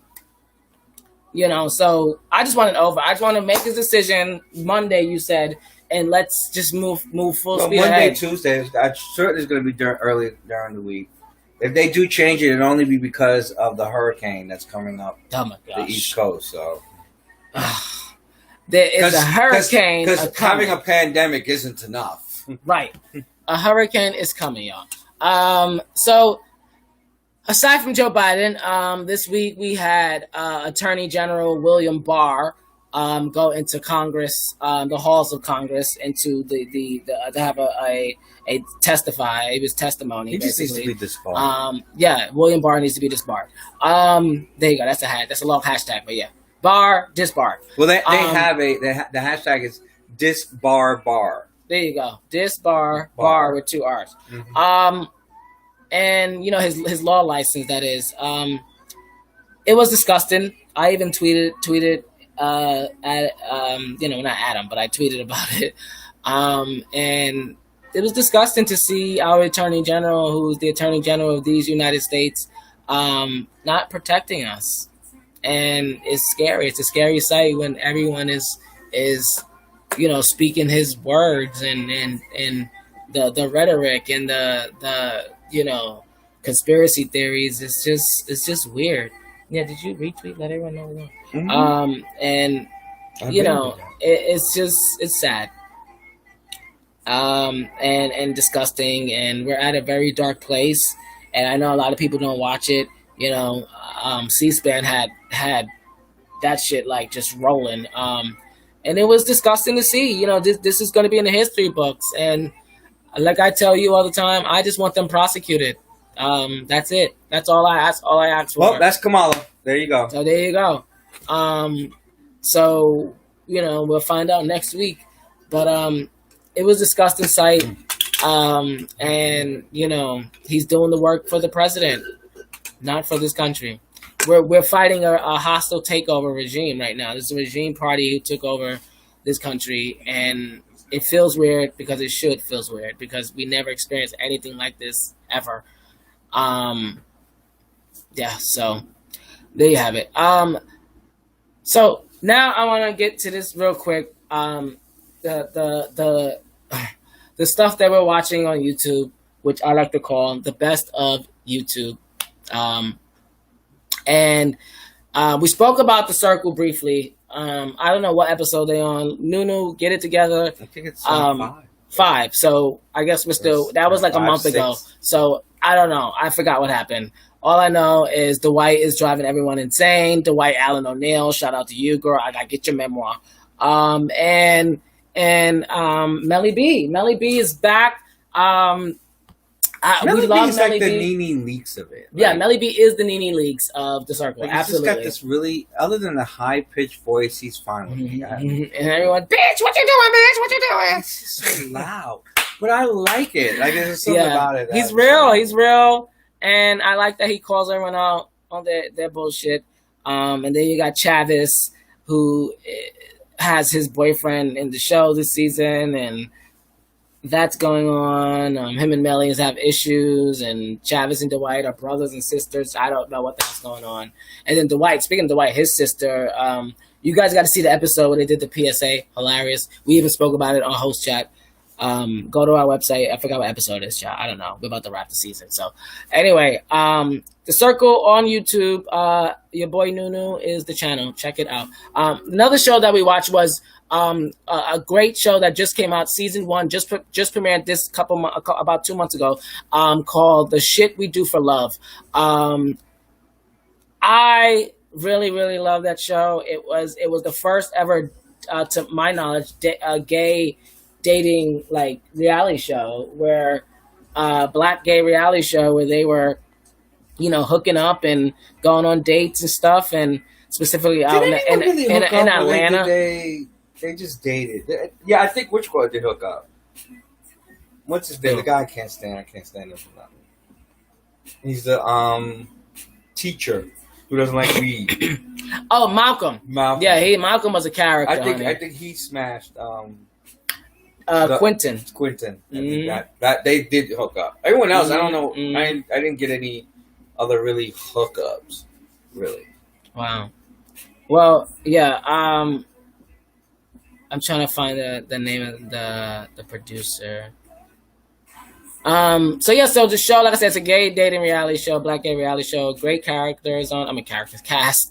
But they're a bunch of characters. Yeah, right, they're a bunch of characters. And the big girl. Which one? The big girl. Oh, Travis, the one that's the shit starter. Travis, big girl Travis.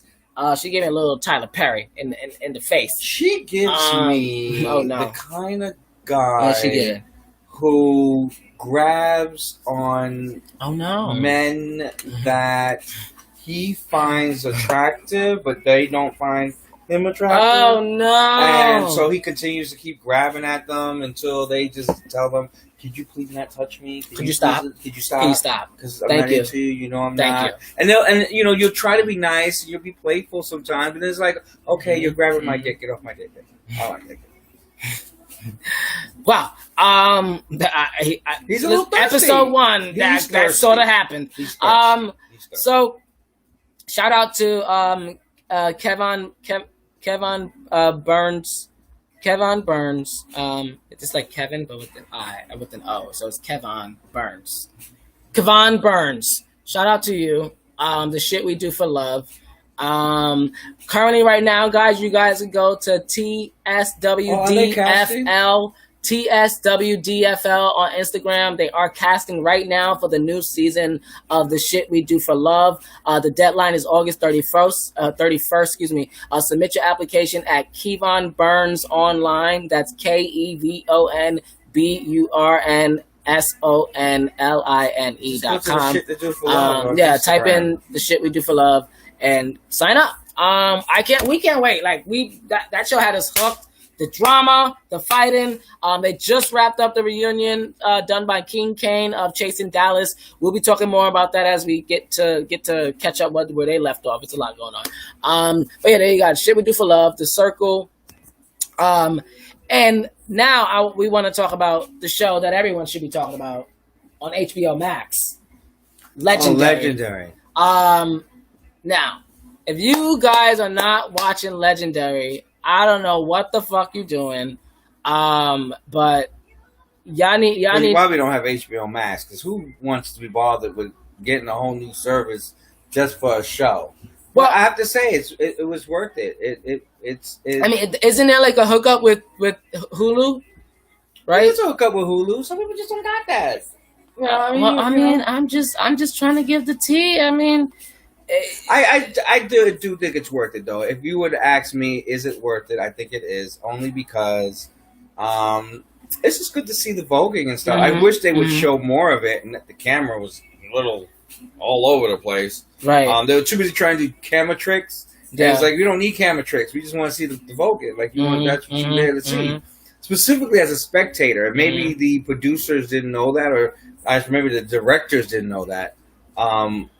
But yeah, it just felt better if you guys just kind of did less of the special effects with the camera swinging around. It's okay. The Vogers are doing enough of all this to, we don't need you to. What was your favorite? Because we saw the whole thing. What was your favorite house? Oh God, that's hard. Come on, Charles. I wanted to say Ebony. But I like Balmain too. Okay. All right. Balmain is with what's his name? The muscle guy, right? Or was that the muscle you talking about that was Gorgeous House of Gucci. That's it's Gucci. Yeah. No, it's not. I don't want. Yeah, you talking about was it Jeremy? No, Jeremiah. No. Yeah. Yeah. So okay, you said Balmain and Ebony. Okay. All right. Well, there was like 8 houses. You had the House of Ninja. There was something I liked about all of them, though. I mean, I would say that there were there were people I was fans of in Right. each house. Right. But I say my favorite house would be Ebony. Yeah.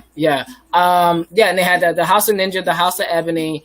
They had the House of Balmain, the House of Gorgeous Gucci, the House of Lanvin, Lanvin. and they also had what else? Well, the House of Escada. They also had Ebony, I believe, as well. So it was just about eight. Them. I think I'm missing one. I think I am missing You're one. probably missing one. It's okay. They were probably kicked off the first week. Right. I might be missing one, but it was a couple of houses on there. But I liked it. I liked the show. It got me a while to get into it. What we didn't like was, first of all, I love Deshaun Lanvin, the host. He should have been the actual, the MC, but he should have been the actual host, like everything. Because I didn't really care for Jamila, the main girl. Yeah, Jamila was a problem. The girl that kept coming I up, just felt who like is the superior house? Like, okay. she could have been better as someone in the back stage that was doing maybe styling or something, or talking to the guests.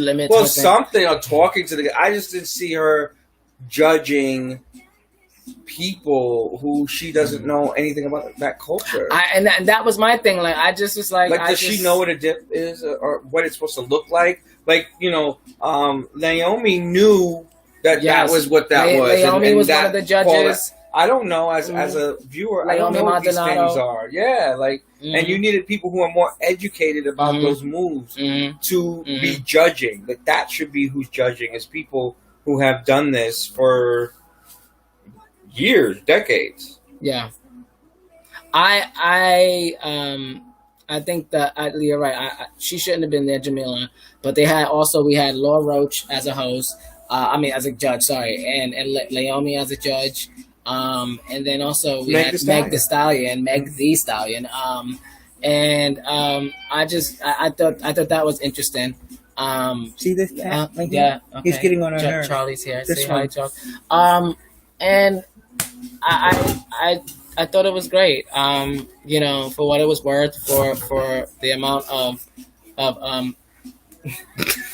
doing. I'm threatening our cat. Get away! I thought it was great. I thought it was really it was great for the ballroom, to get that exposure. Regardless on the antics that the producers were doing. I'm not going to spill it for everyone. The house that won. Actually, we should spill it, right? We should. Right? Don't spill it. No, don't spill it. Well, the house that won was. Was it Balmain? No, it was Lanvin. No. The house that won was Balmain. It was Balmain. Okay. Yes. It was. Why does that sound like a salad dressing? Isn't it? Like balsamic vinegar. Balsamic vinegar. Thank you. That's what I think when I'm trying to think. Balmain. Is that a label? Yeah, fashion label. Yeah. Oh, it is. Because most of them were named after the label. Mm-hmm. Right? Except for Ebony, which was named after the magazine. Mm-hmm. Is that true? Yeah. To my knowledge. But yeah, so it was really good, and I just, like I said, just wish they mix up the Jamila and stuff. So they got renewed for season 2. My favorite guest host was Dominique. Okay. And my worst favorite guest host was Taylor Bennett. We both there. Yep. And then the biggest thing was the fight between Naomi and Law. They had a bit of a we put that reading session. Really, it was a reading session. We put that on our Instagram. Because he was tough. Check that out. He was tough, but actually, as much as tough he was, I was agreeing with a lot of his critiques. I was agreeing with a lot of the people who were boring. I was agreeing that some of the performances weren't as tight as they should. That's like episode 7, I believe it started. Yeah, it was late when it took a while for them to really get to catch on for them, but. Yeah, it was good. It was a good show. I can't wait for season 2. What I want to know is they're going to use the same houses. I don't know how that's going to work. Yeah. But I'm looking forward to it. Yeah, it's going to be interesting to see what they do. Like I said, just fix the judge part, the judges, and maybe we can get somewhere. So like I said, it's renewed for season 2. So now, so I was doing research on just and apparently there is a TikTok challenge going on. Did you know that? So there's a legendary TikTok challenge, guys, going around. So basically, and this is from HITC tech website, saying basically that the challenge was created by the producers of the show itself towards the finale. Let me see. And it goes on with saying basically people to show off their dance skills, encourage everyone. The goal, and it says here, the goal is to be legendary, honey. Slay this chore all the way down the dance floor. So you guys, if you want to be a part of this on your TikTok, you can add the music from legendary HBO Max, which is the title track by was it Mike Q and Ashley? Yeah, Mike Q and Ashby. So Mike Q and Ashby legendary track, and then you hashtag a legendary challenge and tag at legendary. Excuse me. Wait, say this again. Hashtag legendary challenge, and then tag at legendary HBO Max to participate in the challenge. But that's the new wave on TikTok. So shout out to Legendary for like going in that direction, with the little virility with their with their show, yeah, just keep it popping and current, exactly, and relevant, all that, all the above. And so we spoke about the House of Gucci, and so you have Jeter of the House of Gucci. Apparently, according to Screen Rant here, screenrant.com here, Jeter Gucci had COVID-19 during the final battle, and lost home. Wait, hold on. He lost his house too, like what? home. Okay, it says here, HBO legendary star Jeter was revealed that he was battling COVID-19 filming the final episode. During this episode, the gorgeous House of Gucci fell in the bottom 2, and Jeter attempted to save the house from elimination. Remember, we saw that, them versus Landvin, I believe. Throughout the first season, they say 8 houses, blah, blah, blah. Yeah, 8 houses, see? Okay, legendary houses had 5 members. However, the gorgeous House of Gucci lost one of their members in episode 3. That's right. And they never just talked about it. Never spoke about it. And it says here, now Jeter was claiming that he was fighting COVID while filming the final scene. And then, I want to see, did he lose his house too? Because he had a house. Let me see. Oh, no. So, basically... He probably got kicked out of the house. Yep. Oh, no. He walked off, like... I'd kick him out of my house too if he walked off on the show, because he got a diva moment and then that was it. Like, he never came back. Right. So yeah, so I don't know if hopefully he gotten better, but he had COVID during filming the last episode. That's crazy. So hopefully no one else has it either. Like, or I'm assuming not. We would have heard, but that's crazy. You know what else I liked about the show was the costumes. Like the categories. Yes. Categories were good too. Yeah, and shout out to the costume directors. Guys, I forget the names of the two guys that was in every episode. They weren't really important. Oh my gosh. So yeah, guys, there you have it. Jeter Gucci had COVID. Shocker.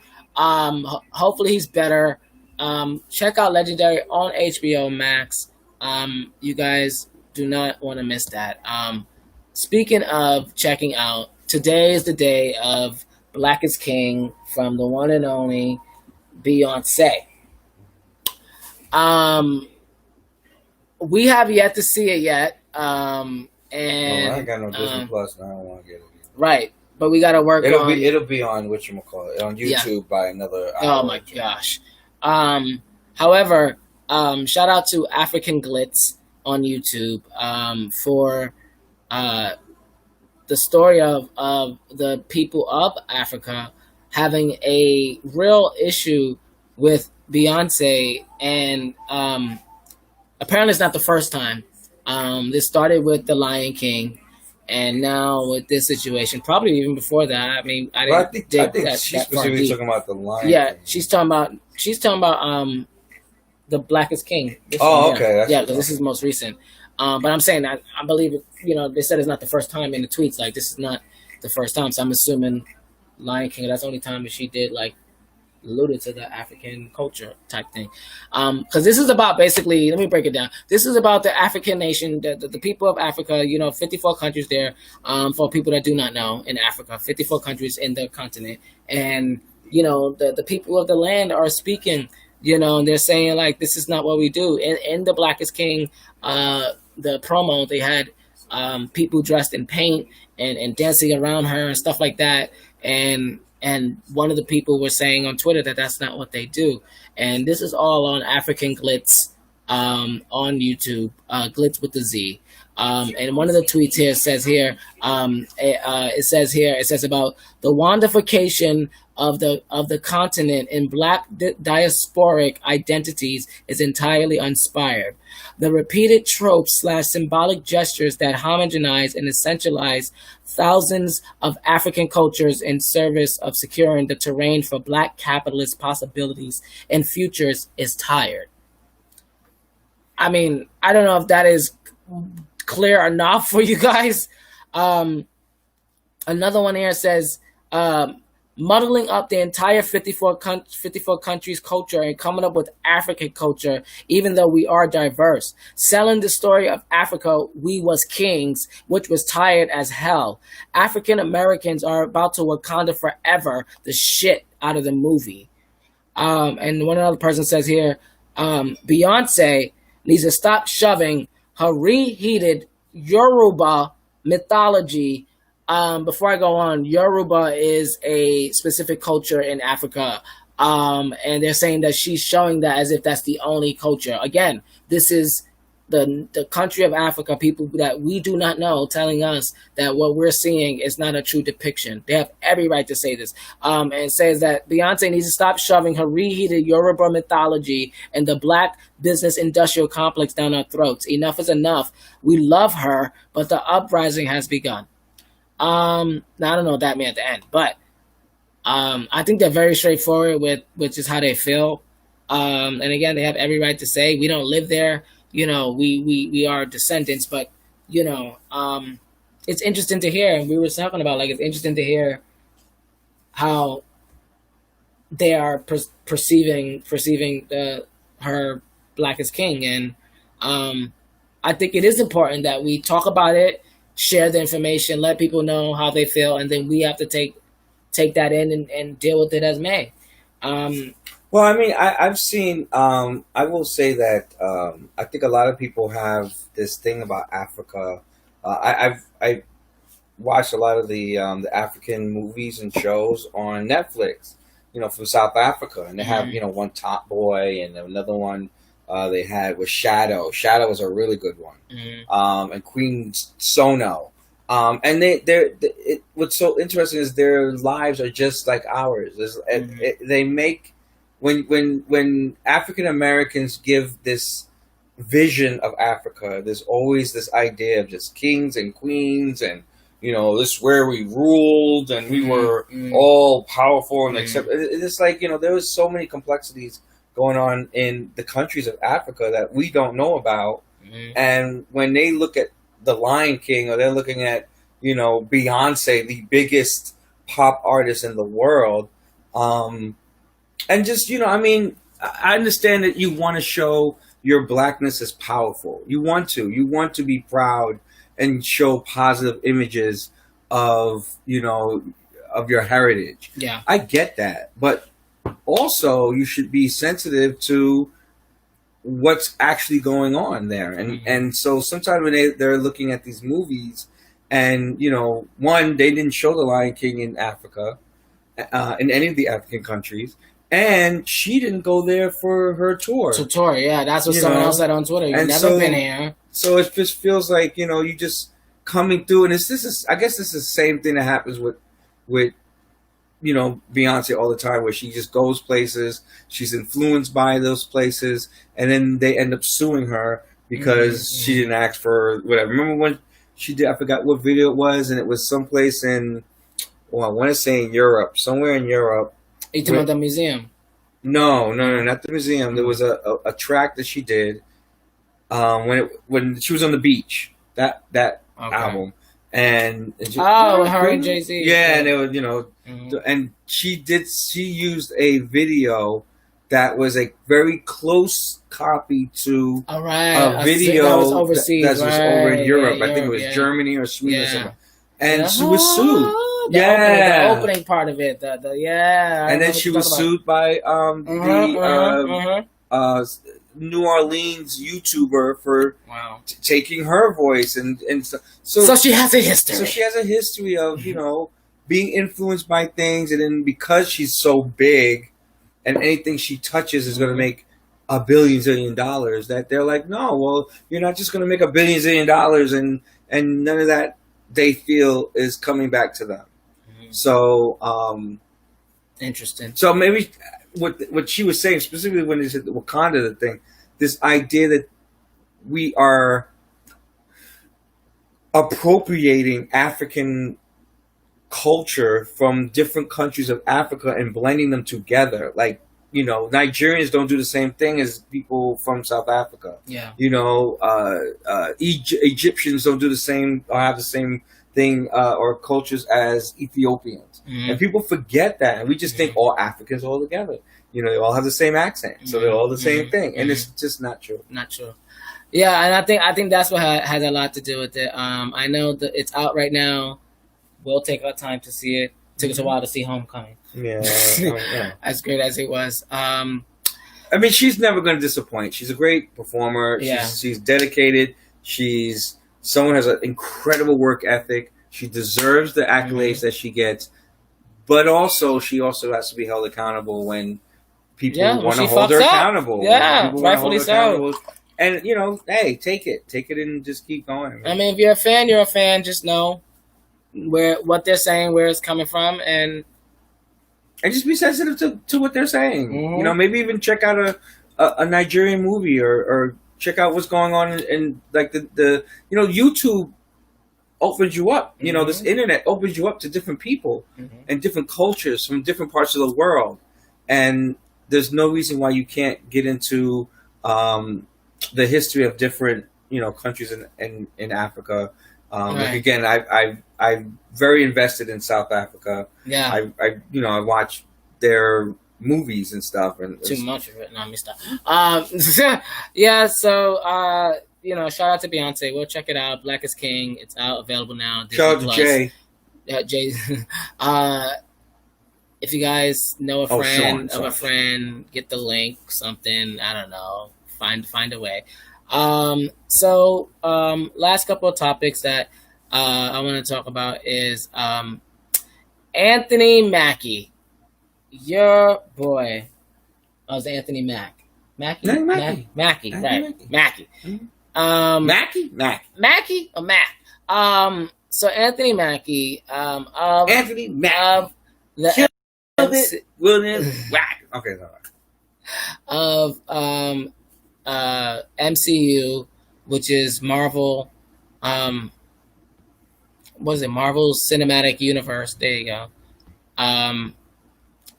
So he says that Marvel has a black unawareness problem. Has an unawareness problem when it comes to diversity. This is coming out of the Independent. And basically, real quick, he was speaking, the actor who plays Captain America, blah, blah, blah. In an interview with Fartherly, Mackie explained that he believes that in Marvel's case, this is an unawareness problem opposed to a racism problem. So he doesn't believe it's a racism problem. They're just not aware. With Marvel, I really think with most companies, they feel that they're doing what they should be doing. In no way, shape, or form is it enough. Mackie says, my big thing is put your money where your mouth is. You can't cast a black dude as one of your main superheroes and not expect them to have this conversation. It's just in my DNA to have that conversation about this. He continues to says, it's a huge opportunity for me to be a part of the Marvel universe. So it's my job to make sure the Marvel universe is as good as it can be. So I agree.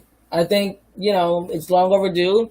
I wasn't even thinking like that. I know I saw stories that Marvel's like their first transgender actor or comic book character, something like that. So I saw something like that in the works. But this is interesting. It's obviously due time, and I know you worked with him on Brother to Brother. No, I worked with him on Half Nelson. Half Nelson, the Oscar award winning it was movie. Half Nelson. Half Nelson. The story was that I had seen him in the hallways. This is right before we were filming, and you know, extras don't usually talk to the actors. But I was playing a father. I was actually playing the father of the daughter. This is hilarious, by the way. Yeah, of the daughter of the character. And so we showed up to.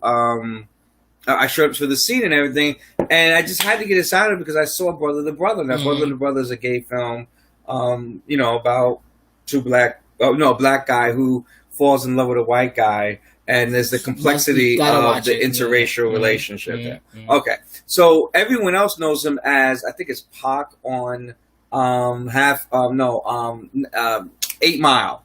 He played on 8 Mile. He was the one that Eminem destroyed. Okay. So everyone, we were in Brooklyn. We were filming in Brooklyn, downtown, Clinton Hills.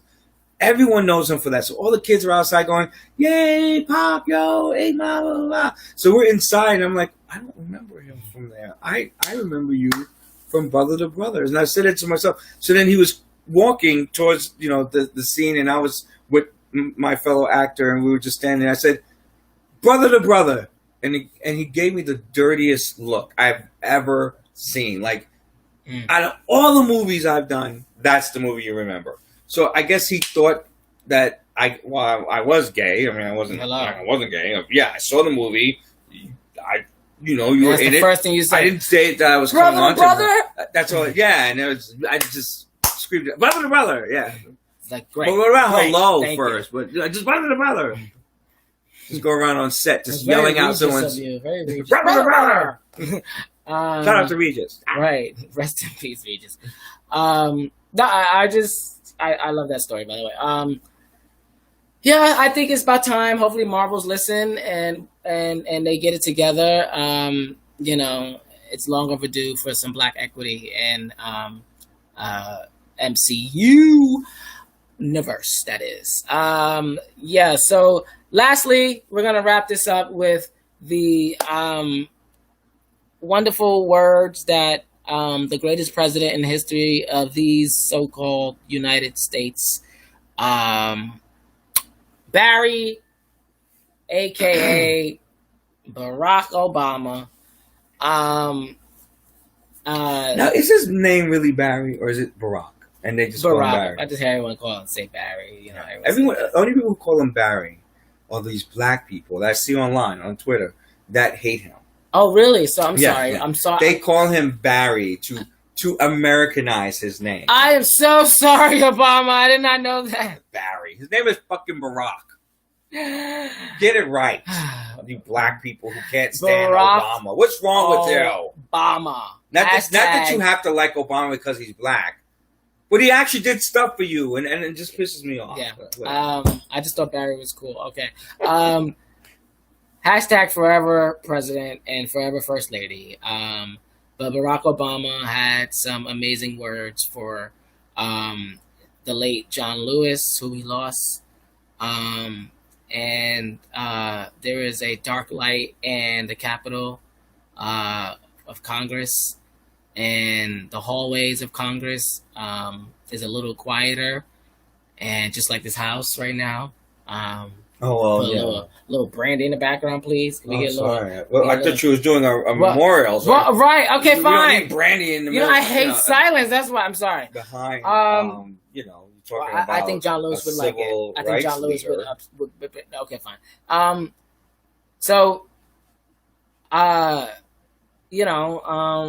It's a great civil rights leader. Yeah. Like he crossed I forgot the name of the bridge, but I should know this stuff. But the Edmund Pettus Bridge in Selma, Alabama. Like that one because the Edmund Pettus was a stone cold racist. He was a wizard of the Ku Klux Klan, a grand wizard. Well, not a grand wizard, but basically hierarchy. I don't give a fuck. I can't wait till we start. He was we in should the Ku Klux erect Klan. a statue of John Lewis. Absolutely, right after you get over his bridge, where we're going to rename I John didn't hear Lewis one Bridge. thing when he died. Anyone said anything bad? Yeah. Even when Kobe, that whole situation, everyone was all I gotta shave. We're like, okay, but at the end of the day, like, good guy. And so was John Lewis. He was a good guy. Yeah, he was a great guy. He's a great man. And there is a petition right now to rename the bridge. I'm gonna put the link in all of our channels and share with you guys. And we all have to sign this petition. Get, John Lewis, get the bridge named after him. I think it's a very noble thing to do. I don't know what more to say. I mean, he was one of the first people that I remember as I started to get into politics, and who's that loud guy? Who is that loud guy in the room? And it was John Lewis. He was the one always trying to get rally everyone together. He's the one who stays to sit in after not Pulse. Parkland. It was Parkland. After Parkland. Yeah. Parkland in Florida. So his last thing he did was he was standing outside the Black Lives Matter. Black Lives Matter. At least stand there, and he was thin then. I think that was his last appearance before he passed. But we lost him and Elijah Cummings. Yeah. In this administration, which is just interesting, losing civil rights leaders during a white supremacist regime, So it's good to see that, Black Lives Matter is still going, though. They're still up to like their almost 3 months of protesting. Yeah, they're still protesting. Yeah. Nonstop. Shout out to Black Lives Matter. Shout out to the young folks.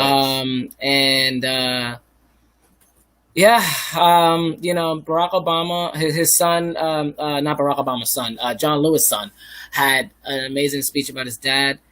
His one of John Lewis aides, black female, came up there and said some great things about him. You're right. No one said anything bad. They can't. And I'm sure he had moments. Not even the Republicans. They I don't want to talk about these Republicans. They would love to say something. They would love to drag something out, but they just didn't do it. Instead, what they did was give us this BS. Thoughts and prayers. We miss him and his legacy. They miss him, but yet they didn't. Mitch McConnell don't want to vote pass for the him. bill that he was sponsoring. So I just think that's it's in his name. They're changing the bill to his name, like a John Lewis voting act. Like it's just voting rights act. Like it's disgusting. And you're on Twitter sending condolences, but yet you're sitting on the bill that this man fought his entire career for. Like, and that's what Obama said. Like, just pass the damn bill. Like we're in a dangerous time where the president is trying to shut down the post office, so we won't vote. And no one was expecting him to say that at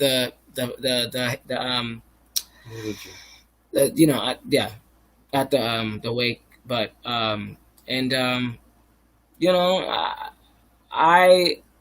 we voted for Obama together. My first time voting, second time actually, but it was great to vote for Obama. Just because of the. So are you gonna vote for Joe Biden, and because Obama is? This is basically Obama. Well, I mean, this is 2.0. Yeah, it's an older and slower version. Right. If you agree with me, just go Joe. Joe 3-0. Listen, right. I have to say the thing that's gonna really impress me the most about the Biden administration is getting through his speeches. The reels are going to be ridiculous. He's going to flub all the time. Everything, every day. He just put something on Twitter the other day, like, is that when I'm president, trust me, when I'm president, you don't have to worry about my tweets. That and remember when he said that there's never been a racist president. Right. Wow. I mean, that was a big just the depth of ignorance in that statement. Just it's incredible that he's going to be our president too. Yeah. Even my mother said, she was just like, I don't see how he helps us get anywhere. Mm-hmm. So that's why it's important for his vice president to be someone who is future forward. Mm-hmm. I think it has to be a black woman. You know, What if he picks Elizabeth Warren? I'll be fine with Elizabeth Warren. I'm not going to say I'm going to be upset or it's going to unmotivate me to vote because I trust Elizabeth Warren. Or Tammy Duckworth. I have no problem with Tammy Duckworth. I have no problem if it's not a black woman. I just know that. But do you think Black America is going to be ready for that? I don't think. I think we're going to have a. Well, I think there's going to be a backlash for a good 2-3 weeks, and then everyone's just going to get on board because Trump is worse than the idea that he didn't pick a black woman. You know, I think people who are going to be petty like that, they're going to be petty anyway. I mean, he said he's going to put a black woman in the Supreme Court. And an AG. He said, there are plenty of positions that he will fill with black women. If black women don't get the vice president, I know there will be some type of, come on, here we go again with this Hillary Clinton picking bad. I think that was, everyone attributed that one thing, that decision that she picked Yo Mas Tim Kaine, and it just didn't work. It was a horrible choice. Tim Kaine, yeah. And I heard that Elizabeth Warren was up for that then. And, that's right. She was from Hillary Clinton, but Hillary didn't want someone smarter than her. I'm just saying. So there you have it, guys. That wraps up our first episode of Host Chat Live LGBT TV recap. Wear your mask. Yes, wear your mask. Tune in tomorrow. Around like 3 p.m. we'll have a new episode up of the latest episode of Host Chat Live. We're going to be talking all about this election. We're going to talk about just the latest and The View. We got to talk about The View, Megan. Oh gosh, they wrapped their season. Their season's wrapped. Oh my gosh, they wrapped out of nowhere. Like it's just like they just wrapped. There you go. Review is wrapped up. We're gonna, I guess, of course, give Megan our goes out thoughts with a on blast, that. Right? Right. Give our thoughts on that. And we're gonna talk about just everything that's going on. This past week is a lot. Well, one of the things that I want to talk about is following up on these influencer stories. Because if you think Hush Puppy was the icing of the cake, this is just the beginning. We're going to be talking about someone who went out to KFC in Australia middle of the night and was fined, I believe, last time I checked, was $26,000. We're going to talk about that story. Stay home. Just stay home. And wear your mask. Like that. Wear your mask. So yeah, guys, follow us at Host Chat Live on Twitter and Instagram. We'll be doing more of this soon. And follow me at EJPCO Corner, Just Too Dirty 2 on Twitter. And we'll see you guys in real soon.